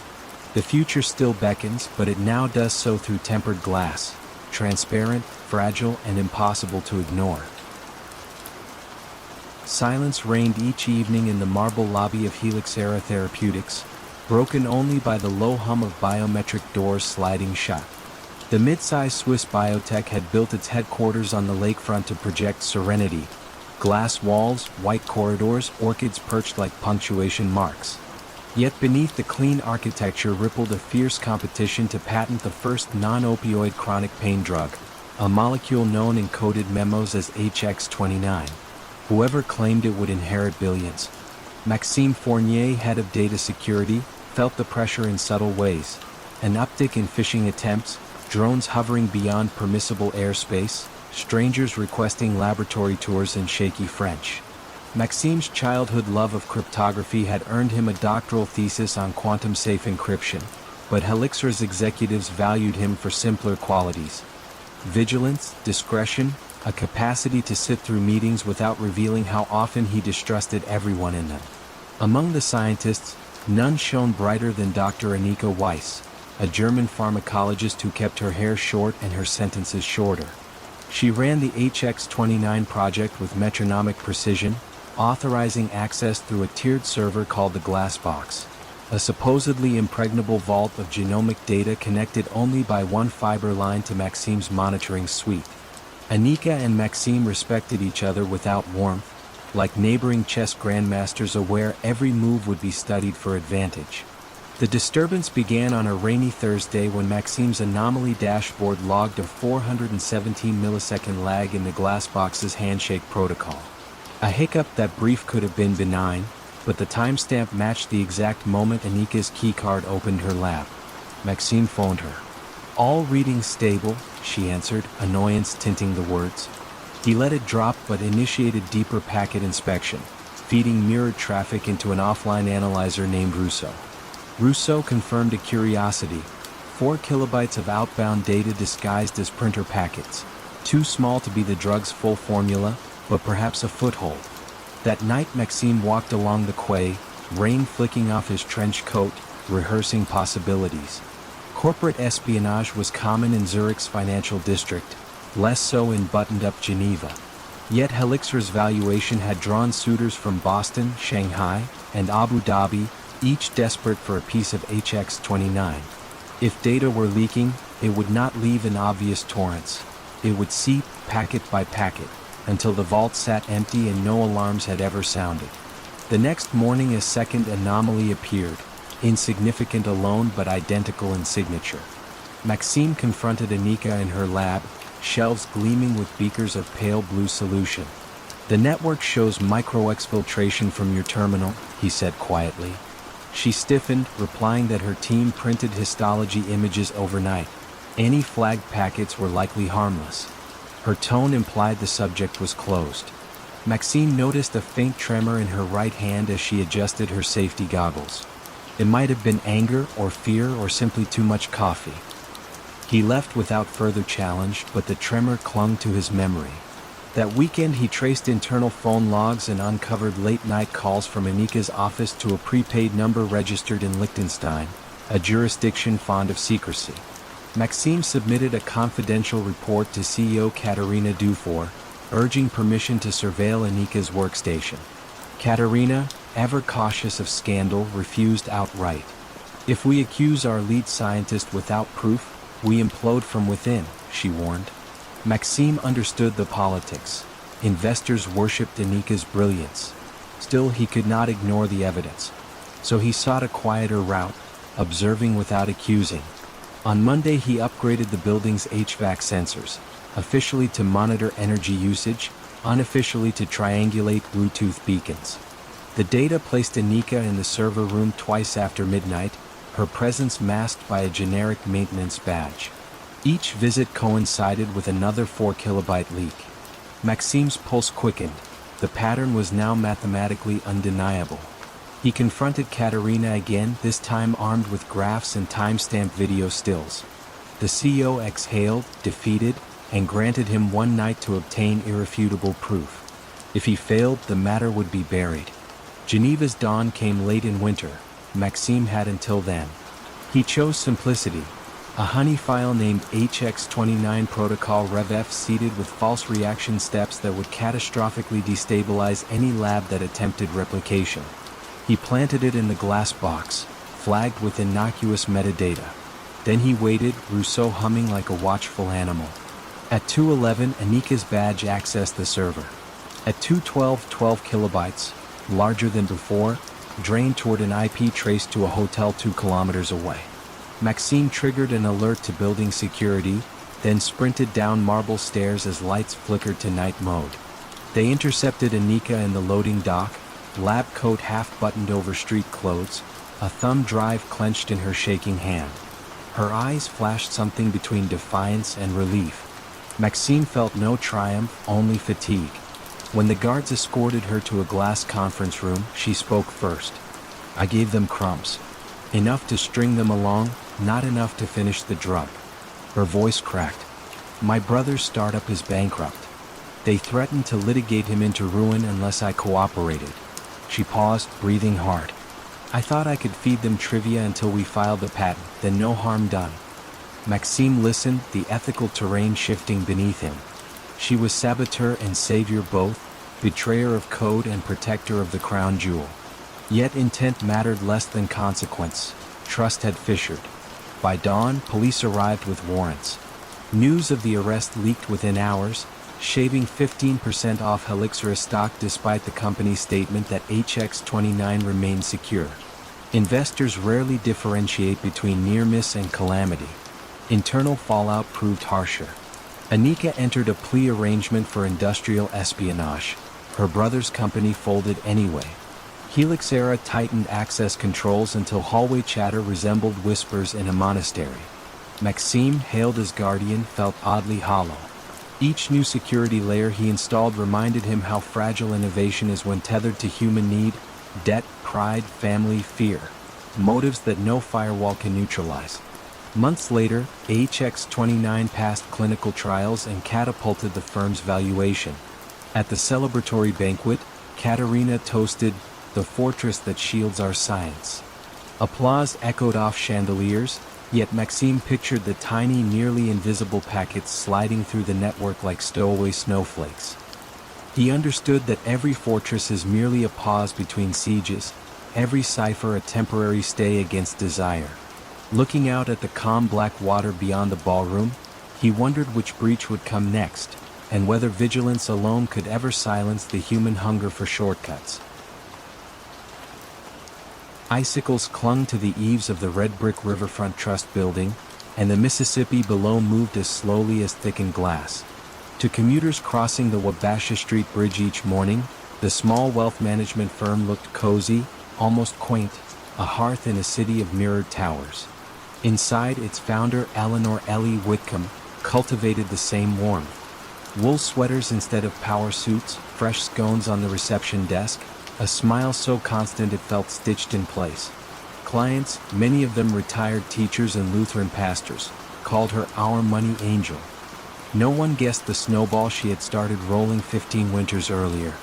Ellie's career began humbly, bookkeeping for a parish school, then CPA night classes, then a junior post at a downtown brokerage she found too cutthroat. In 2005 she opened Riverfront Trust with a simple pitch: steady 6% returns through municipal bond ladders and low-fee annuities. She targeted neighbors who disliked Wall Street jargon. She translated balance sheets into bake sale arithmetic. Word of mouth spread through church basements and Rotary lunches until Riverfront's assets under management topped $200 million, modest by Manhattan standards but enormous in St. Paul's close-knit circles. The first crack appeared after the 2008 financial crisis. Clients panicked, withdrawing funds faster than the sleepy bond market could replenish yields. Ellie, terrified of admitting a bad quarter, dipped into new deposits to meet old promises. Just this once, she told herself, recording the transfer as short-term liquidity coverage. But clients still expected their tidy monthly checks, and fresh cash kept arriving because Ellie's reassurance sounded like scripture. By Christmas, the temporary patch had hardened into habit. The snowball rolled. Ellie hired 2 assistants, then a marketing director whose glossy brochures boasted an unbroken streak of positive returns, true only on paper. She hosted candlelit investor dinners at the St. Paul Hotel, quoting Marcus Aurelius on prudence while refilling wine glasses. Each new investor calmed the gnawing fear of exposure. Each monthly payment to earlier clients deepened the hole. She convinced herself she was buying time, that markets would rebound enough to heal the deficit and let everyone exit whole. Instead, zero interest rates flattened bond yields further, forcing riskier bets. Argentine sovereign notes, private real estate loans along Florida's sinkhole coast. Losses compounded. Bookkeeping grew baroque, with entire folders labeled Deferred Reconciliation, Do Not Consolidate. Across town, Marvin Klein, a recently retired math teacher, volunteered evenings with the Citizens Fraud Watch group. Marvin had invested his pension with Ellie and loved her cinnamon scones, yet curiosity tugged at him. Riverfront statements showed returns suspiciously smooth compared with the jagged line of his 403b. He fed numbers into his old graphing calculator, frowning when every model suggested volatility Ellie's reports lacked. He emailed her a polite query. Ellie replied with a 3-page explanation of laddered premium collars that dazzled without enlightening. Marvin filed the exchange away, uneasy. Meanwhile, Ellie's lie demanded growth. She partnered with a local megachurch, offering congregation-only funds promising faith-aligned income. Pledges poured in, swelling Riverfront past $350 million. To sustain payouts, Ellie created fictitious bond positions, assigning them cusp codes one digit off real securities, a cosmetic tweak buried in 8-point font. Auditors, hired only for annual compilations, relied on statements Riverfront itself generated. Snow muffled sound outside, numbers muffled truth within. The unraveling began not with regulators but with Minnesota's endless winter. A blizzard canceled Riverfront's February client brunch, postponing check distributions by a week. Marvin, disciplined as ever, noted the gap and contacted 2 fellow retirees. They compared deposit dates and found subtle delays recurring for months, each slightly longer. Marvin drafted a letter to the State Commerce Department, attaching spreadsheets annotated in red ink. Investigators opened a quiet inquiry, issuing subpoenas while Riverfront still smelled of fresh scones. Ellie sensed a chill deeper than February. One afternoon, she returned from lunch to find agents photographing file cabinets. They requested original trade confirmations. She produced PDFs. They asked for custodial bank statements. She claimed the passwords were misplaced. In her office, a framed print of Lake Superior seemed to tilt as if the horizon itself questioned her balance. That night she sat alone by the Mississippi, watching ice floes drift like silent jurors, and rehearsed explanations that sounded brittle even to her own ears. The Commerce Department's forensic accountant, Sofia Delgado, traced cash flows and found the classic Ponzi heartbeat. Outflows to early investors perfectly matched inflows from new ones with no independent revenue. When Sofia confronted Ellie in a sworn interview, Ellie's composure depended on a single sentence. "I always intended to make everyone whole." The words hovered hollow as a snow-capped shell. Within days, state authorities froze Riverfront's accounts. Federal charges followed: wire fraud, mail fraud, money laundering. News spread through St. Paul like frost racing across a window pane. Parishioners learned their tithes were gone. Retirees canceled spring vacations. The megachurch's building fund collapsed. Reporters camped outside court hearings, filming Ellie in handcuffs, her cardigan buttoned wrong in nervous haste. Some victims refused to condemn her, insisting she must have been misled herself. Others, betrayed, tore up her Christmas cards. Marvin testified, voice trembling but firm, describing how trust can be an equation balanced until one silent variable destroys the proof. Ellie accepted a plea deal: 14 years in federal prison and a restitution order impossible to satisfy. Riverfront's assets covered barely 30 cents on the dollar. An appointed receiver auctioned office furniture. Desks, computers, even the scone recipe typed on floral stationery to scrape together pennies. The red brick building now houses a law firm specializing in elder abuse cases, its windows facing the same river that witnessed Ellie's long deception. Each winter, ice still drifts past Wabasha Street, indifferent to human arithmetic. In letters from prison, Ellie writes that she dreams of opening a bakery when she is released at 67. Marvin, ever the teacher, keeps those letters filed beside court documents, a private curriculum on the dangers of quiet charisma. And in church basements across Minnesota, his fraud watch seminars end with a single slide: "Trust warms the world, but even snowballs grow dangerous when rolled too far downhill." The offices of Harcourt and Pell sat on the 9th floor of a gray limestone building just off Threadneedle Street, where the air carried the faint tang of espresso and ambition.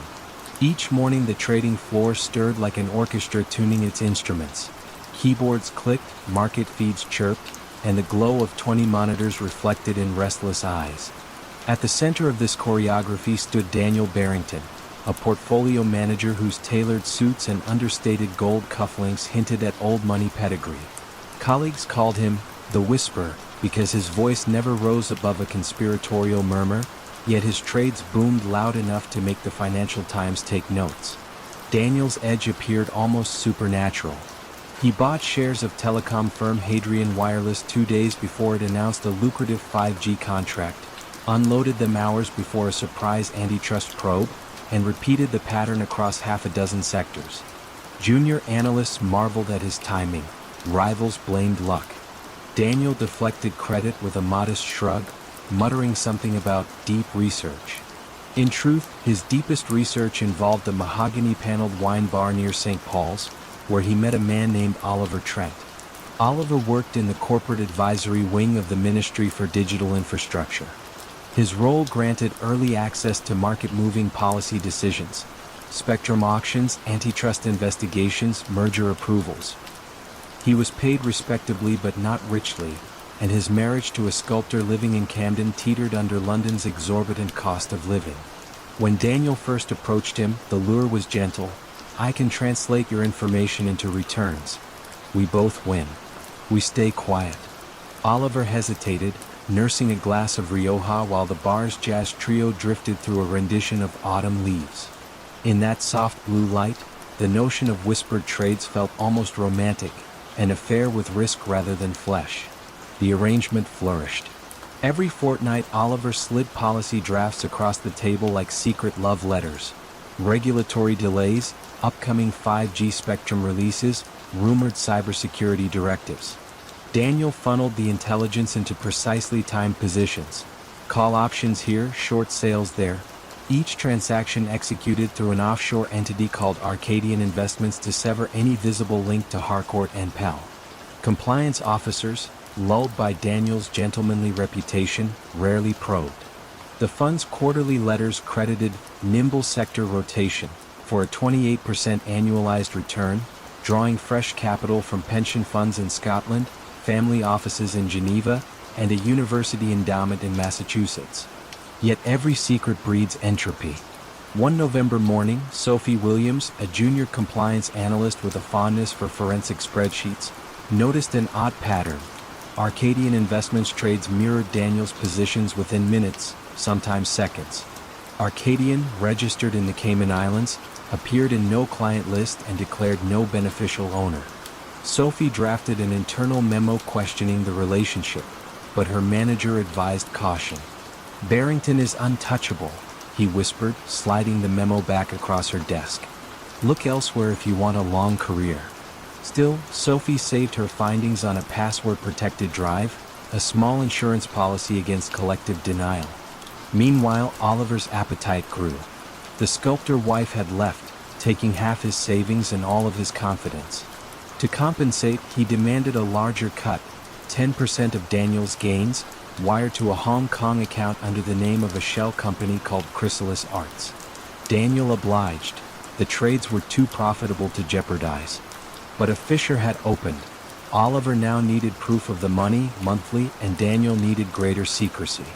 They shifted meetings from the wine bar to a nondescript hotel lounge near Waterloo, where the bartender never asked names. The trigger came unglamorously, through bad timing rather than bold crime. The ministry prepared to announce a surprise ban on a Chinese telecom supplier, a decision certain to crater the share price of European affiliates. Oliver handed Daniel the document on a USB stick. Daniel shorted 3 target companies, securing positions worth £110 million. Hours before the public press release, a competing fund executed the exact same shorts, slightly earlier with even larger volume. The duplication raised eyebrows at the London Stock Exchange's market surveillance unit, which fed alerts into an algorithm trained to detect correlated trades tied to regulatory events. Arcadian Investments and the rival fund lit up the dashboard like twin flares in a moonless sky. Investigators subpoenaed trade records, and Arcadian's ownership veil proved thinner than Daniel believed. A board clerk in the Cayman registry, proud of her new digitization system, produced incorporation documents in under an hour, revealing Barrington Capital Holdings as ultimate beneficiary. Sophie's forgotten memo resurfaced when the Financial Conduct Authority raided Harcourt and Pell. Her quiet diligence became a map through the labyrinth. Daniel was summoned to a walnut-paneled conference room where FCA officers in modest suits waited with tape recorders. His legendary composure faltered only once, when they showed him a photograph of Oliver leaving the Waterloo Lounge with a brown envelope. "We will speak to Mr. Trent next," the lead officer said gently, "but we'd rather start with your narrative." Daniel's cufflinks, tiny lions rampant, seemed suddenly heavy on his wrists. Oliver was arrested at Heathrow the following dawn, ticket to Singapore in hand. In custody, deprived of the wine bar's dim lights and Daniel's soothing confidence, he recited a chronology that matched Sophie's memo almost line for line. The case dominated headlines: City Insider Ring Exposed, From Whisper to Shout, How a Jazz Bar Fueled a £200 million Trade. Clients fled Harcourt and Pell within weeks, forcing an emergency liquidation that wiped out years of gains and several pension funds' future obligations. Partners who had praised Daniel's instincts queued outside lawyers' offices, hoping to distance themselves before bonus clawback clauses triggered. Daniel pleaded guilty to insider trading and conspiracy, receiving a 7-year sentence at Belmarsh, where cufflinks are metal detected away and whispers echo in concrete corridors. Oliver, granted a lighter term for cooperation, found his sculptor ex-wife waiting outside the courtroom, not with forgiveness, but to serve divorce papers formalizing a fracture that greed had widened. In the aftermath, regulators tightened protocols around policy leaks, installing biometric locks on draft rooms and rotating advisory staff like pieces on a chessboard. Still, in the city's coffee queues, traders spoke Daniel's name with a curious reverence. His story was cautionary but compelling, proof that markets move not only on data but on desire for advantage, for validation, for the thrilling hush of a secret shared over Rioja. And so the London whisper lingers, a reminder that in the world's financial capitals, silence can be louder than any shout. The skyscraper's glass facade glittered over downtown Houston like a promise made in sunlight. Inside, the company that occupied the uppermost floors projected the same dazzling confidence. Traders in starched shirts shouted into headsets, analysts pored over spreadsheets that glowed with improbable growth, and visitors found themselves ushered through halls where abstract art met Texas swagger. At the apex of this hive stood Chief Financial Officer Martin Kessler, a man whose cobalt blue ties rivaled the sky beyond his office window. No one in the building, not even the board, suspected that Martin's genius lay not in numbers alone, but in the precise art of hiding them. He began innocently enough. When natural gas prices dipped one spring, Martin created a special-purpose vehicle, a shell company technically independent, but tethered to the firm by invisible threads of debt. The maneuver shifted short-term losses off the books, inflating quarterly profits by just a few $1 million. Colleagues called it creative, auditors called it complex, and investors never thought to ask. The stock climbed. Martin's maneuver became a legend whispered approvingly in conference rooms. That single sleight of hand was like the first stone slid from an ancient foundation. Nothing collapsed, so he slid another and another, until narrow tunnels ran beneath the gleaming tower. The CEO, Robert Greaves, adored numbers that moved up and to the right. He adored Martin even more for producing them. Robert's faith was paternal and blind, rooted in the belief that brilliance excuses opacity. Martin's got it handled, he'd say, waving away any director uneasy about the firm's soaring leverage. In return, Martin protected Robert's dream of transforming an energy trader into a Wall Street juggernaut. If outsiders marveled at their debt-to-equity ratio, Martin invited them to study a chart whose lines resembled a mountain staircase ascending to heaven. The explanation was always the same: we've redefined risk. Employees bought in. Secretaries invested their retirement accounts in company stock. Young managers took out mortgages on the assumption that the share price would rise forever. Even rival firms conceded the company possessed an almost mystical mastery of volatility. Newspapers ran profiles of Martin describing him as a wizard with derivatives, though no article explained exactly how his structures worked. The details were too dense, the returns too dazzling. Journalists didn't push because markets didn't punish. The tower became a shrine to perpetual motion, each quarter's profit fueled by the next quarter's expectation. Yet inside Martin's spreadsheets, reality wept for attention. The special-purpose vehicles had multiplied like cells. Some sat in the Cayman Islands, others in Delaware, each holding debt disguised as revenue, losses labeled as regulatory offsets, and liabilities offset by assets whose value fizzed away the moment you touched them. Occasionally a junior accountant noticed an imbalance and emailed a question. Martin's responses were generous with polysyllables: synthetic securitization, mark to model, and barren of clarity. The accountant learned to stop asking. When the energy market convulsed after a string of pipeline mishaps, the firm's trading desk suffered a $100 million hit overnight. Martin slid the loss into a vehicle called Sierra 8, financed it with a promise of future profits, and watched the share price rebound within days. But the patch frayed quickly. Sierra 8 needed real cash to service its debt, and that cash no longer existed. The next quarter, a second loss followed, then a third. Each hold demanded a larger patch until the patches themselves outweighed the original fabric. Outside analysts sensed static on the line.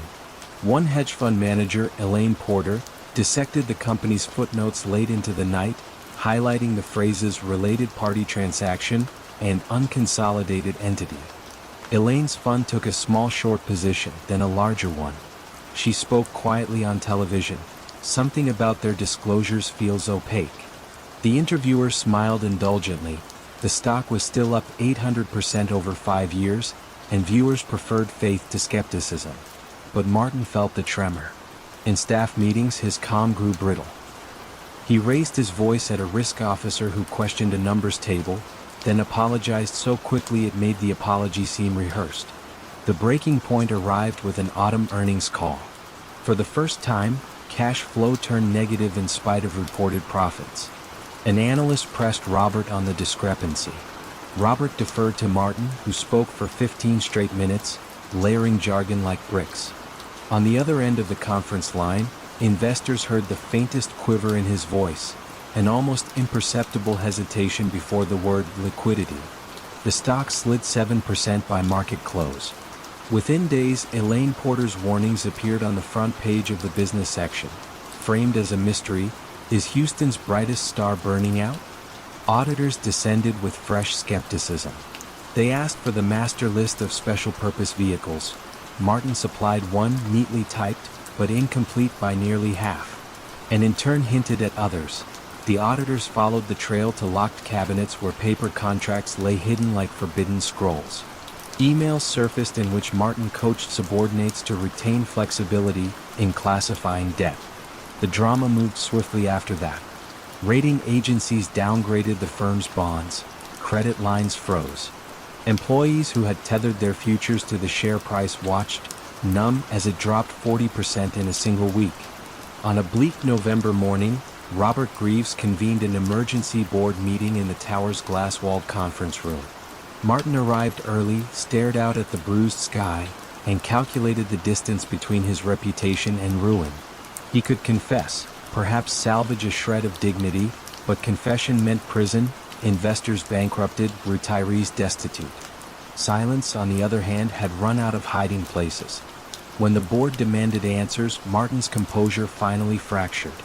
Words tangled, figures contradicted.